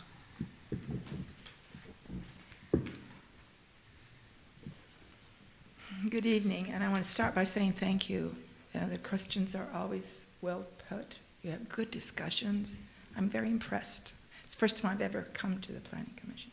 So I'm very impressed with the depth that you deal with. 8 years ago, I was elected on the city council. The second week, I speak Spanish as well as English, and the second week I received 3 phone calls from the people in the area that you're talking about, all of whom, one who wanted to improve her mother's house. She bought the house for her mother, and she was unable to improve it because of this. 2 of them, one had no flooring and wanted to put flooring in for her little toddler that was crawling and was not able to do that. The other one had a shed in the back where they had a goat, and a woman and her 2 kids were living in that shed. And she wanted to improve it so that they would have a better place to live. She didn't want the goat, but the rest of the things she wanted to have improved. And I kept getting these calls. And so I came to Kevin right away and said, Kevin, we've got to do something about it. And he and Brian worked hard on this. And you've seen the history of it. And they kept saying, next year we're going to be doing this, so wait till next year, we'll get it. Well, next year happened, and then we had next year, and then we had next year, because there kept being more things that we had to deal with. And you finally are to the point that you can do this. So there are 2 things. One of them is improving the homes that are there present, who've not been allowed to improve. And the other is, when I was running for city council, and when I was on city council, I was going through every home in North Fillmore, all through the city. I have an ADU. It's not really an ADU. I don't rent it out. It's just a room where my kids can come, because I have 6 kids in a small house, and they get to come and stay overnight. But many of the houses that are in Fillmore that have sheds and garages, I can't tell you how many of our kids live in those places, because there is no other place. And they're paying bucks for those. I mean, big bucks. And these are the people who mow people's lawns, who wash dishes, who take care of children, and they're the ones that are suffering, and it's not fair. It's wrong.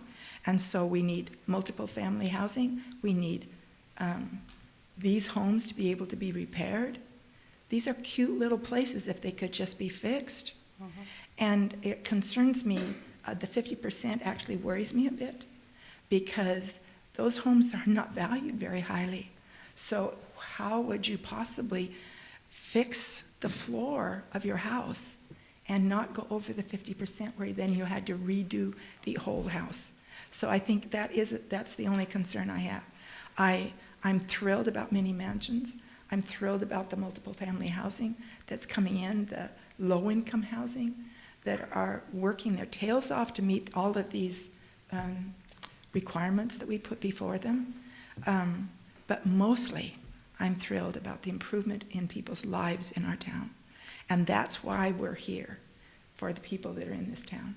So thank you. And if you have any questions, both Susan and I have health issues, and I had said to Kevin, can we move it up to the one before so we don't have to sit here? And he says, oh, it'll be fast. Yeah, right. You know how meetings go. Yes, I knew that. I should have argued and come directly to you, Mr. Cushing. But I didn't, because I respect Kevin. Not his values and time, however. So I want to thank each of you, and if you have any questions or want more information, Kevin has my phone number. Okay. All right. Thank you very much. Yeah, thank you. Oh, I had 49 seconds. Drop mine too. Yes, I do. And if you don't mind, we're heading out, because you have more discussion. I'm heading out. Okay. Is Gabby in town? I hope so. Oh, I'll say to you, Jack. I have one more. Gabrielle? Hi, and thank you for letting me make a comment. My name is Gabrielle Vignon. I'm the Executive Director of House Farm Workers. I'm also the co-chair of the Fillmore and Pyro Affordable Housing Task Force. So House Farm Workers has been following the housing element since 2021. We have participated by writing comments and also submitting verbal comments. And the housing element, you do see our comments attached. With Brian McCarthy's request today, it quotes a letter from HCD, which is the Housing Community Development, and it states, substantial compliance until the city has completed necessary rezoning to address the shortfall of sites to accommodate the regional housing needs allocation RHNA, these necessary rezones are listed as the actions in the document, which you guys have been discussing. So House Farm Workers and the Fillmore Piru Task Force really and fully support the city of Fillmore adhering to HCD's request so that you guys can have an HCD approved housing element that's in compliance. We urge you to expedite this process. And I'm going to turn this because Commissioner Conley, I heard your comments, and so I adjusted mine. And so I heard the comments, we understand the comments and the concerns. And to echo kind of what Susan and Lynn said, if there are other sites or other opportunities, we understand that. We understand what you're trying to do. But we still urge you to do that as soon as possible. And the reason is because when the city is not in compliance with state requirements, city developers, there's a lot of funds that you're not then eligible for that are federal, state, regional. And so we keep hearing Fillmore Terrace. And so Fillmore Terrace could benefit from those funds and can't access them if your housing element is not in compliance. So whatever decision you do make, we hope that it's made quickly. Thank you for your time. Thank you. Okay, with that, we'll close the public hearing. Okay, anybody have questions of Brian or? The 50% improvements, that still confuses me, especially with these properties here that we're rezoning. Just like Lynn said, that's a low number for these, could be a low value for these properties, and could potentially cause them to then have to spend even more exorbitant amount of money to bring it up to compliance. Yes. The intention with the zone standards is to make them non-conforming, so that the 50% wouldn't even apply. But for some rare circumstances, maybe that we're not aware of. But to address that, we could go out and look at each individual property, maybe get an idea as to whether they'd be violating setbacks, and see if there's some language to craft that specifically targets those residents only. But in terms of upgrading per the building code, you would still want to upgrade to the building code. You'd still want to meet fire code standards, plumbing code standards, electrical standards, all of those things that pertain to safety. There's no way around that kind of stuff.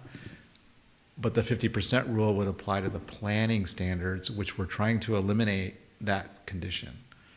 That's the intent. Okay. Yeah, and again, we can sharpen our pencil and look and see, is anybody out there, are there any of these single-family homes, will they still not be compliant? Like, we've done everything we think to make them compliant, but if there's something that's not compliant, we'll find it. Right. And then make it so. Right, because if we're wanting them to improve their properties. Correct. One, to bring them up to standard, to safety. Yes. I would be concerned of, okay, they have a budget of $100,000 and all of a sudden, they exceed that 50%. And now it's $400,000 for them to bring everything into conformity. They're then just not going to do it. And then again, we run into the issue of it's an unsafe place to live. They have no flooring. They can't do anything. So that's just one of my concerns with that. That is Brian's describing, that's the very purpose of what's being presented tonight. Okay. We're increasing density, so they'll now conform. We're changing setbacks, so they'll now conform. We're changing garage requirements and changing height requirements. We're changing things so they can now conform. Yeah. What you described, your concern you described, is the same concern. Yeah. It's expressed by Ms. Edmonds, and that I've hopefully come across here, is that's the concern that we're trying to fix with this. Right. Okay. Yeah, so if we haven't done that, then we'll take that message and we'll go and look and see if something out there doesn't conform to this, because we want it to conform. Yeah. Okay. That was my only comment. Yeah. Ashley? I actually have some exhibits. I don't know if this is the time to present them. Sure. Is there, yeah, is it just photos that you want to show in terms of It's development? actually that historical, the cultural heritage survey. It's excerpts from that, including the, oh, thank you. Should I tell you before I open it? I just don't want to go too far afield from the housing element and design standard discussion. Yeah, If it relates to that and it like your does. comments on that, then that's a Yeah, fine it, discussion. basically, I could state like what my intended motion is, before I show the information if you want. Well, you don't need to make a motion at this, and actually, in fact, just to clarify the item that's before the planning commission, this is for planning commissioner comments to provide to staff, and what staff would be looking to do is at the next meeting, bring back a resolution, bring back a completed ordinance draft, and at that point, be specifically asking the planning commission to make a recommendation to city council. So we Okay. don't need a specific motion So tonight, okay. it's No providing, vote. Okay, it's so- providing comments to staff. Yes, it's pertaining to that. Okay. Okay, so you can make, Okay. I would think you can make your comments. Okay, so this is the cultural heritage survey that we've been talking about from 1983. And as Kevin mentioned, or I'm sorry, as Brian mentioned, Ventura County, or Fillmore contracted with Ventura County, and they created this board. And basically, they came to Fillmore in the 80s, and they worked with the museum and local residents to develop, this survey. And I'm just showing here some highlighted information that I thought was important. It's just talking about how the Fillmore Historical Society participated. A lot of this information was not written down. A lot of Fillmore's history was not written down, so it came from oral. And, speaking with people who have lived here and their families have lived here basically from the origination of the city. So, it's just talking about the process, the volunteers, they photographed, they had a specific criteria from the state of how they would inventory these structures. And it's just, here we're talking about, they show the map of the neighborhood, they photograph and they describe why these structures are contributing. And the reason I'm showing this is because you'll see later on several of the properties that were shown in blue are listed in this inventory. And I included their profiles for those structures as well. So this is the map area that they surveyed, which they say in here was not, they wanted to do more, but they didn't have enough resources. So there actually could be more that we don't know about, or that haven't been inventoried. And they anticipated that this would be used for planning and research for Cultural Heritage Board, local governments and students and general public to have access to this. So, this starts talking about like the history of Fillmore, and why these structures are, or what would be considered, historical. So this is talking about how in 1910, these parcels, specifically in the subdivision A clock or Alcock, which is this area that we're talking about, was actually built in 1910 prior to Fillmore being incorporated in 1914. So you'll see many of these are, bungalow style homes that were, primarily for Japanese and Mexican farm workers. But there are also some that were owned by individuals of note, like the first doctor in Fillmore, and architecture, and designed by notable architects that are noted in here. So, this is just explaining the same thing, that the majority of their structures in Fillmore were remaining during the time of this survey, and that there weren't mass demolitions or anything like that, so they were able to document a lot of them. So this is just talking about the reason why they undertook this, And, you know, it's a comprehensive inventory of historical structures, and like I mentioned, there really wasn't that much written history in the surveys or any kind of documentation that the city had. So this was a way for people to engage with the local residents who, their families had been here for the entire time, to get these sort of anecdotal pieces of information to fill out and ideally preserve the history and, you know, keep it as part of the character of the city. So yeah, and it says it would serve as a planning tool for local governments when making decisions as to zoning and rehabilitation of older areas.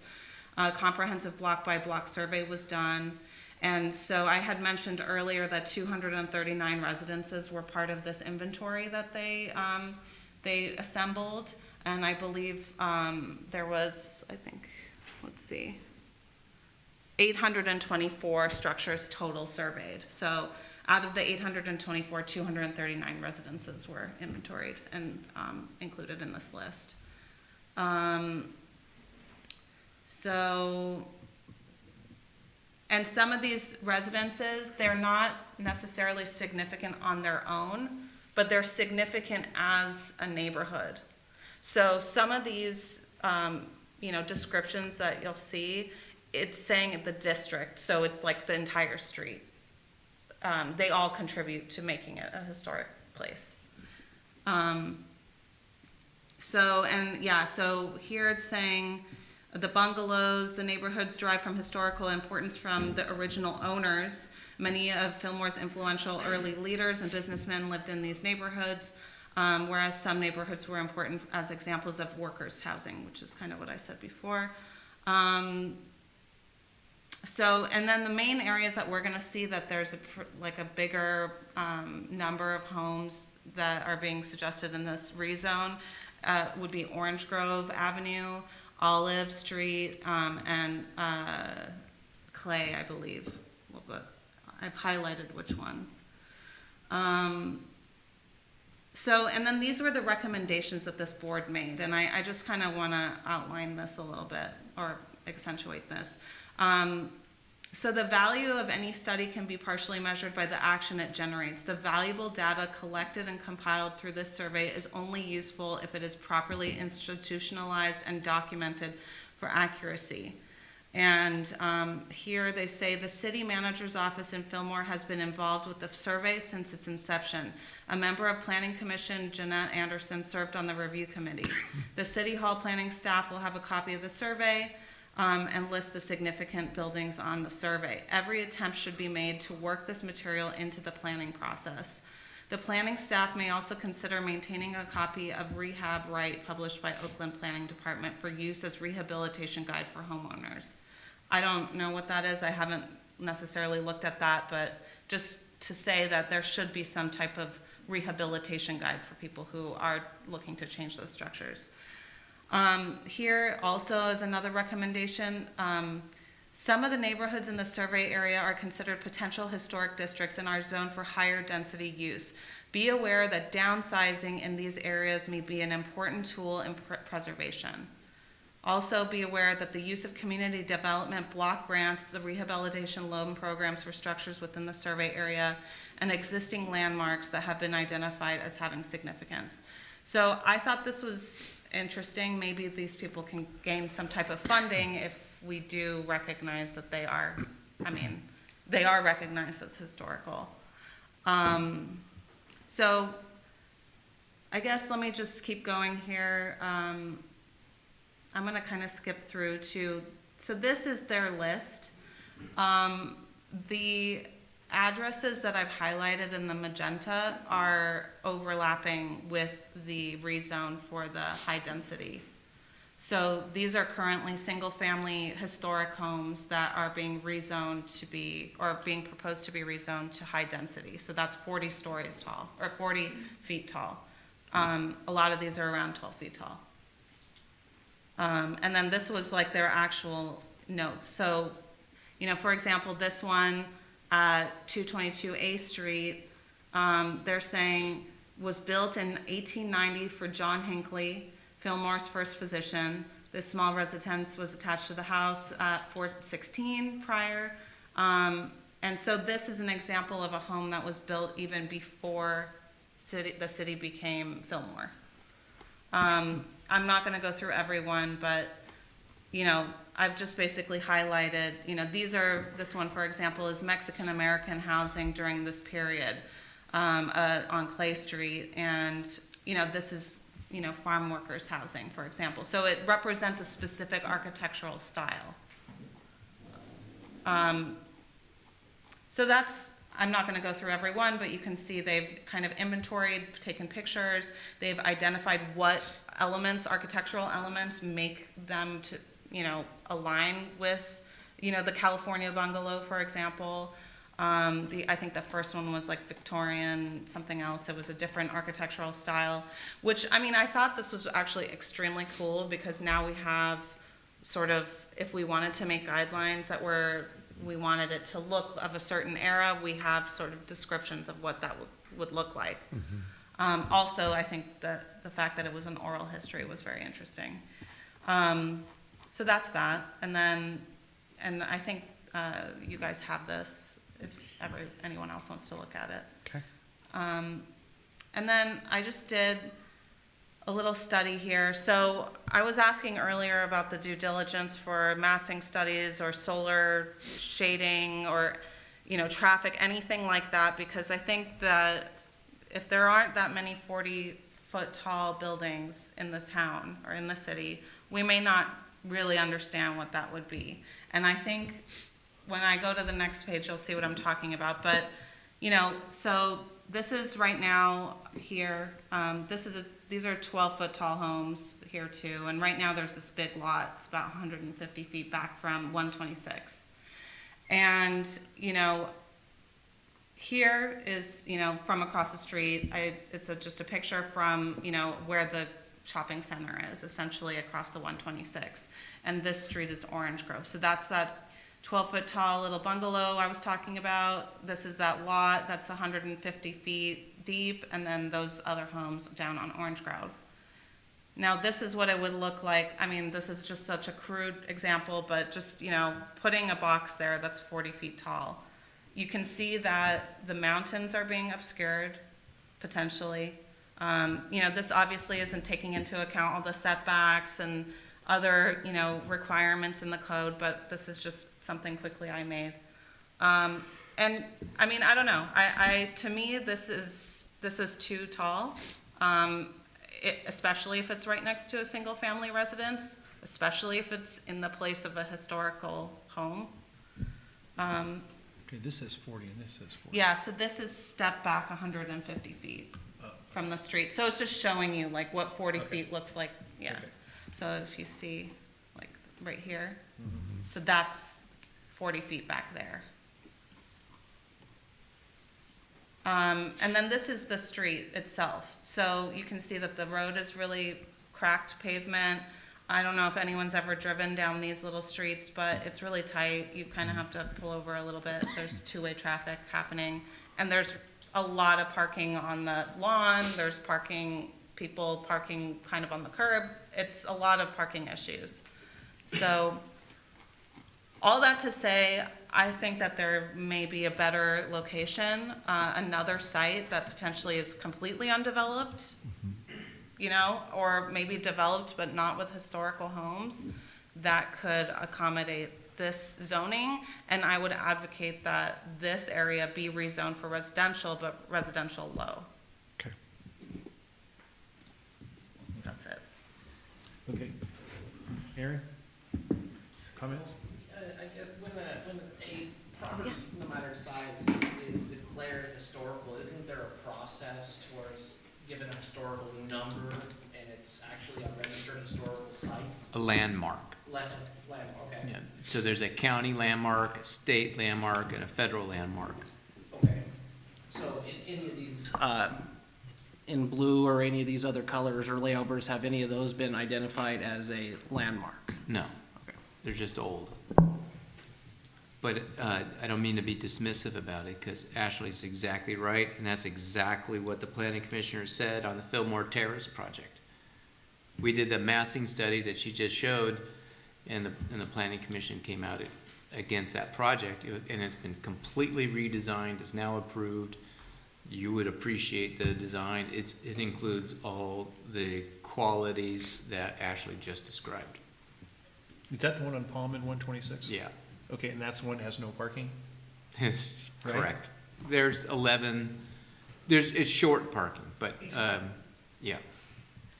Which is mandated by the state if you're at that level. They don't have to provide parking, correct? For affordability, it's Right. complicated because of density bonus and concessions and all that stuff. But for here, I mean, what I'm trying to explain is that I'm sensitive to Ashley's comments, to Commissioner Ashley's comments, and the commissioners were too, historically, by the comments that they made. And if we had a project proposed in these areas that's blue, I guarantee you, you'll be sensitive and you'll make the exact same comments that you just made tonight. Well, that was kind of goes with my question of, we can change this to allow for the high density, but that doesn't necessarily mean when a plan comes that we have to approve it, because it doesn't adhere to necessarily structural or architectural designs. Under the current state laws, if they follow the current, was it SB 330 and others that have been, there's new state laws getting rolled out every single year. This is really, when they do low-income housing, it becomes by right, essentially. And they will waive any standards that are not objective. And so that's the importance of the objective standards. That's in here. Is to try to get that baked in so it's on paper before they come. The objective standards that Ashley just described, now that's in the survey, those can become standards, right? If there's an appetite to take some of those architectural characteristics that are adored by those historic residences and put them in to the design standards, such as, overhanging eaves, and define what that is, or whatever those specific elements are, albeit on a larger high density project, it's not going to be the same thing, but you could maybe capture some of those authentic elements, perhaps. That's one option. I mean, in terms of the standards, I thought they were really good. I thought they were, I mean, if it was not this site and it was a different site, I think they would make great buildings. But also, to go with that, like I'm saying, I think that there needs to be some massing that substantiates that language. Otherwise, it's really hard to tell, like, oh, this 25-foot setback, whatever. It's like, okay, well, unless I draw it myself, I have no idea what that's gonna look like. We could block some things out, like you said, just in terms of a massing, like a rude massing. Like worst case scenario. Yeah, worst case scenario. I don't know if we would have the time or the effort to actually do architectural renderings, like conceptual renderings, but we can try to get something in there that would at least show the massing, maybe with a step back, third story, something like that. That could be doable. Do you know, in the downtown specific plan, we have quite a few pages written about massing and scaling. Yeah. That's why the buildings downtown look the way they do. Yeah. I mean, we can steal a little bit from that and get some ideas, but. Yeah. When we were to develop these design standards, it took a lot of working and reworking, as you know, and coming back to it. And then ultimately it's like, went and go look around, like, what do we see around town that represents Fillmore? And we tried to capture that. We tried to not do 3-story, and the state said, no way, basically, because they're holding the housing element over us at this point. But we did do the step back, and try to get as best design as we can get. In terms of looking at what that massing is going to look like, it would be informational, but I don't know that it would give enough information to rule on this particular issue. Maybe, but we can certainly try and do that.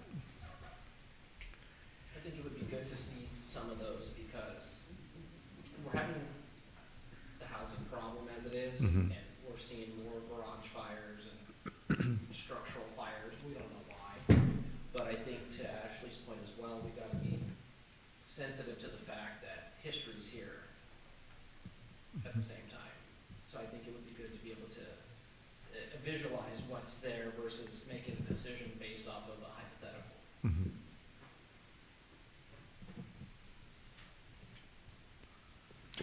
Brian, what's actually specified in the housing element? Is it the 15 to 20 density range? Yes. Okay. Yeah, it specifies the range. Okay. And in order to get that range of density, it was argued, I think, through all the public review process that 2 stories wouldn't get you that density. Okay. So that could be the explanation on the height, that if it's tied to that density, that height would be necessary to get within that density When range. it's- Realistically, let's look at this realistically. The property's 25 feet wide by 125 feet in depth. To put a 3-story building on that is completely impractical and meet the building code. The cost is astronomical. So we're not gonna get an application that's gonna do that. What will happen is an affordable developer will come forward, will purchase that one, assemble the next property and the next property and the next property and create a project. Maybe. Or it allows the person who owns that piece of property, who has a single wall construction with no flooring, demolish it and build something that that particular family can do. That's the reality. And then it'll build through time. It's not gonna get built in a year, 5 years, 10 years, but it'll build through the 30, 50, 60 years. Well, the other thing too, didn't you say that it has a step back 5 feet every story? The fire department's asking that, Well, if so, you're only 25 feet wide, but it gets, I thought that's only in the overlay area that you have that requirement. No, that's No. in. That's in this area that's as in well? this area, that's in this area. Okay. The fire department is concerned whenever we go above 2-story, they want a building setback so they can lean a ladder against it. Yeah, that ended up in the written design guidelines below. Okay. But we might want to look at that table again and make sure that it's clear in the table as well, that you step back the 3rd story, because it is intended for both. and And if the lots are only 25 feet wide, is that what, that's, Currently. well, the currently, okay. smallest lots we could find are 25 feet. So that became the standard because to his point, we want them to be legal. Right. Yeah. But if you're setback in, some means the building can only be 15 feet wide? Yes, so you're gonna be seeking a variance, Okay. right? And variants are supposed to be very difficult to achieve, except in this area warrants variances. So you're gonna be seeing projects on a case-by-case basis, trying to fit a house on that. Right, but then the planning commission at that time Right. doesn't have to grant the variance right? Well, if you meet or warrant the variance, you can. Okay. There's no discretionary, right, like tied into this, the whole point is to be objective standards, so correct. that there's Right. less No discretionary, so there would be no architectural The state's trying to review. remove all discretion. Yeah, cause I asked Brian, Yeah. like, why don't we have like a architectural review board or something like that to be able to control, you don't want some like humongous darkening Yeah. mass right next to your house, It's becoming so with the state, they're calling it the housing crisis, and so they're rolling out these laws, and so it's cities up and down California are having to accept, buildings that may not meet their character, may not meet what that city's, supposed to look like in their long-term documents, and the architectural review boards aren't having the same kind of authority that they used to. They maybe they're Or applying. city staff, right? Yeah. We don't have that authority any longer. But you can create objective standards, Correct. right? So it's not all doom and gloom. We can create objective standards and state sees those and agrees. And The then idea those is are- that, have to be consistent with every Yeah. project that comes through. Yeah. yeah, And typically what they're gonna look for is that our objective design standards don't prohibit the density that's allowed. right. So long as we're not prohibiting density, it can generally fly. or if it's not too financially cumbersome, we should be able to apply those. But again, it's gonna be more or less a checklist. Did they do that? Did they do that? Did they do that? And does it measure? And then what we think about it, if we like it or don't like it, is gonna be less important. But in terms of this, to kind of help mitigate for the height a little bit, it helps to spread out. So we, by reducing setbacks, it maybe spreads out some of the floor a little bit, to maybe hopefully take the top down, and 60% lot coverage is pretty generous.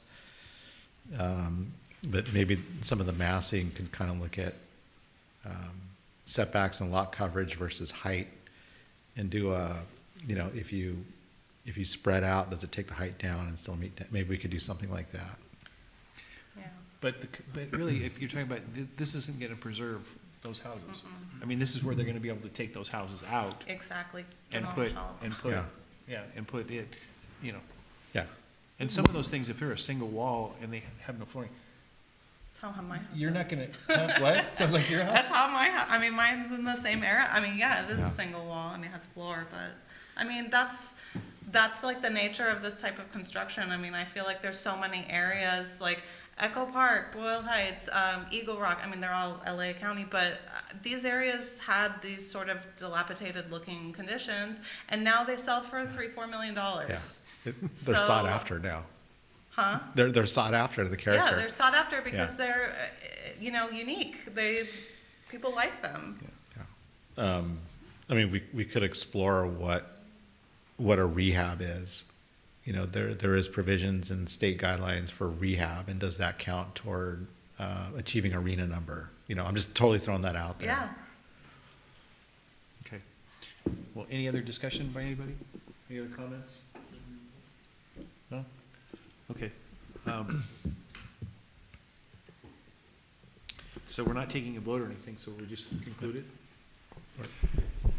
So the objective tonight was to give staff direction. We're going to have to renotice the public hearing for next month anyway. Typically, we would leave the public hearing open, continue it to a date certain. But since we're going to be renoticing it anyway, it's not necessary to do that formal continuation. The expectation is that this would be brought back at the next planning commission meeting, though. It's gonna be noticed in a public, or be a publicly noticed hearing. But with that direction, what staff would do would be make some updates.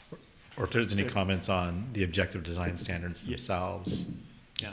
that now would be the time to do that, or That's maybe there'd be some opportunity to send it to us after the fact, after tonight, maybe, I don't know if that's legal, but. Yeah, but that would be, it would be better to do that as part of the public hearing or to be brought back. But at the next public hearing, though, we're gonna be looking for the planning commission to make a recommendation to city council to move this forward so we can get the HCD checklist completed and get the housing element certified.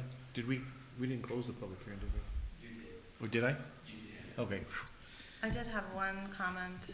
I'm sorry, another Sure, comment. more than welcome. They are One more than. last comment. Yeah, okay. Commissioner Ashley, your comments are more than welcome. So this, in the objective design standards, there was just one area that I didn't really understand what you meant by, under section, let's see, letter D, number 4, or I guess all these ones that say common buildings.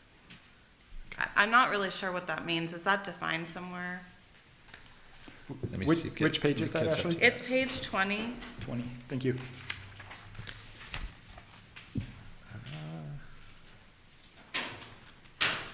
Common buildings not located adjacent to a street. Okay, yeah, so a building that supports multiple housing units in the same building might have a lobby, Oh, okay. and so there'd be one sort of main featured entry for multiple residents to come in. Common buildings yeah. not located adjacent to the street. So common building is like a bridge of some kind, or, Well, no, you may have a multi-story building, like, for example, let me try to find an example here. This is the one we've been talking about, Fillmore Terrace. There's and it's not really good visibility here, but there'd be like a main door here where you could go in and then catch the stairs or the elevator, or go down the hall or go into the courtyard and access other units. So there'd be one grand sort of entrance. Gotcha. Maybe in number 4, I wonder if the issue is that it's just missing entries or entrances there. Common buildings not located adjacent to street. I think that should Shall maybe have say common building entrances. common building and common building entries.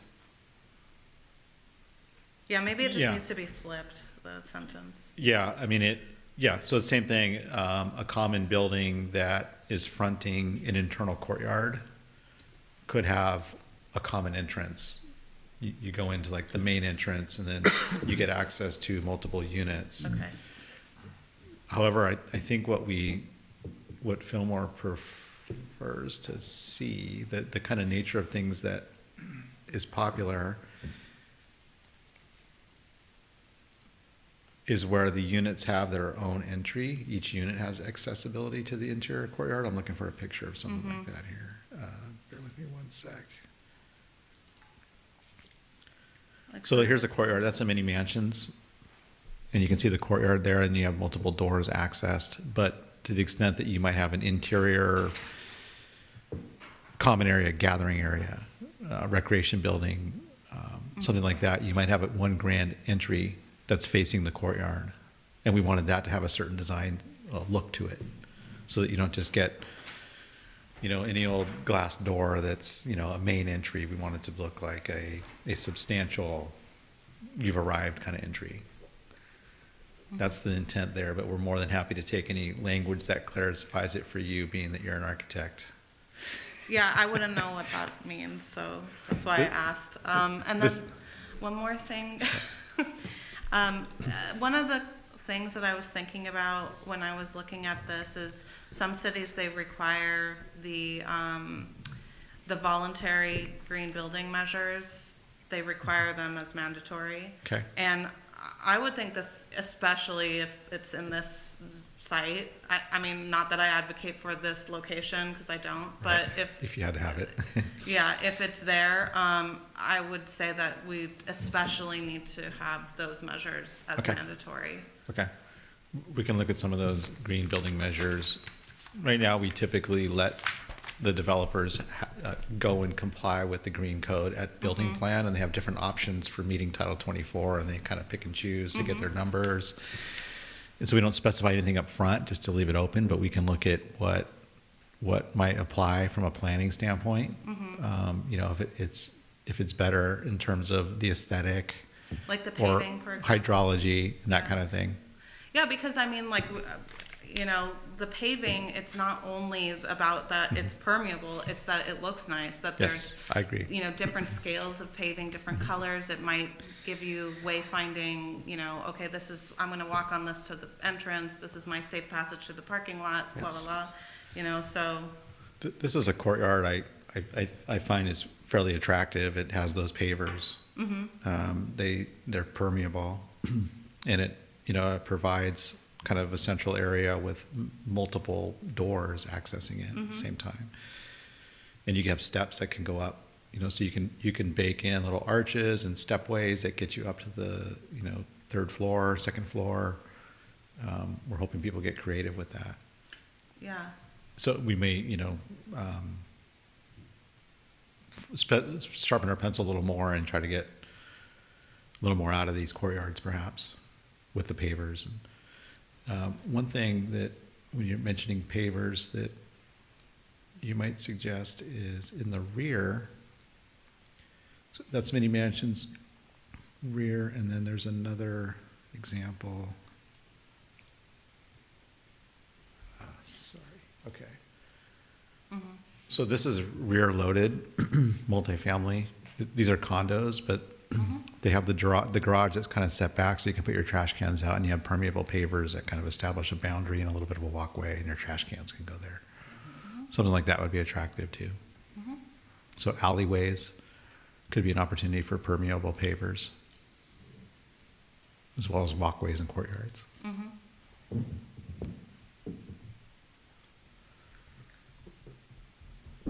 Now we're done? now I'm done. Okay. Okay, so that concludes it, and we'll go to reports and communications. Any planning commissioners? Aaron, do you have anything? Cameron? No. Derek? Ashley? I have one comment. Have anybody seen the new signs on the old packing plant? No. They are gorgeous. He's got 2 of them up there. They're like wood. They are, take your time and go by there. Actually, I think I have seen them. Yeah, they are cool. They are really, really nice. They're like etched in the wood. Huh? It's like etched, it's like wood burned in. Yeah, it's Really, it's yeah. really classy looking. This is the packing plant on Sespe and, The one that Chris Baldwin's redoing. 341 Main Street. Yeah. What are they using it for? What's the building? I'll take a long story and make it short. There's existing tenants in there that once we approve the entitlements, they will then be permitted. So they're in there now, not permitted. Are you familiar with the ghost ship building issue from Oakland? Oh, where the balcony fell down? Not Oh, no. balconies, but the building burned down Oh, and killed right, about with 30 the rave people. or whatever. Uh-huh. At one time, that was a situation. The current property owner bought it and cleaned it up and got it all up to the building permits. The city's been going through enforcement. It's been taking 8 years. So the next step is entitlements. And there are many, many incredible ideas, and we're waiting for the applicant to submit an application. Yeah. But So if you have a right- chance to go back, I mean, it really classes up that building, what he's done to it. Nice. Okay. They've redid it, well, we'll discuss Yeah, that we later. covered it. Yeah. Kevin, do you have any? I updates? don't have anything unless you have any questions for me. You know what the question I get? At Sonic? least- Huh? At least 5 When times can you get a week. Sonic burger? Sonic, and I said, it's not the city, it's the contractor. So if people watches this, it's not the city, it's the contractor. And, yeah, we are pushing as hard as we can on the contractor and on the property owner to take to take the steps they need to do. We are calling them to meetings and doing everything possible. We're going outside of our boundary to push it as far as we can, and they're making progress. You don't see it; it's all underground, but it's happening. The saving, I've said this before, the upside to this is they're doing the hard work first, and then the building's going to be easy. We often have projects that don't do the hard work first because they just want to get going on the building and, oh, look at this thing, and then they announce an occupancy date. They announce their grand opening all over MySpace or Facebook. And then lo and behold, oh, they don't have a fire hydrant, or they haven't built their sidewalk, or they haven't got their Caltrans permit to bring water in. And like, Minor issues. what? That's going to take 2 years? No. So we're not going to have that, hopefully, so long as Edison comes through. We won't have that issue. We're trying to manage it ahead of time. We don't have the grand opening announcement, and then, oh, whoopsie, it's going to be another year because we don't have a fire hydrant. Okay. We're trying to avoid that. So the hard work is happening now. Okay, so we'll adjourn the meeting, and the planning commission adjourns to the planning commission regular meeting scheduled for April 16th, 2025 at 6:30 in the city council chambers, 250 Central Avenue, Fillmore. By the way, the word Fillmore's misspelled on the wood carvings on the building. Is it really? Just look at it closely. It's misspelled. It's missing an L. 1L? Hopefully they can scratch. Oh. I'll have to call Chris tomorrow. That's terrible. You guys are doing a great job.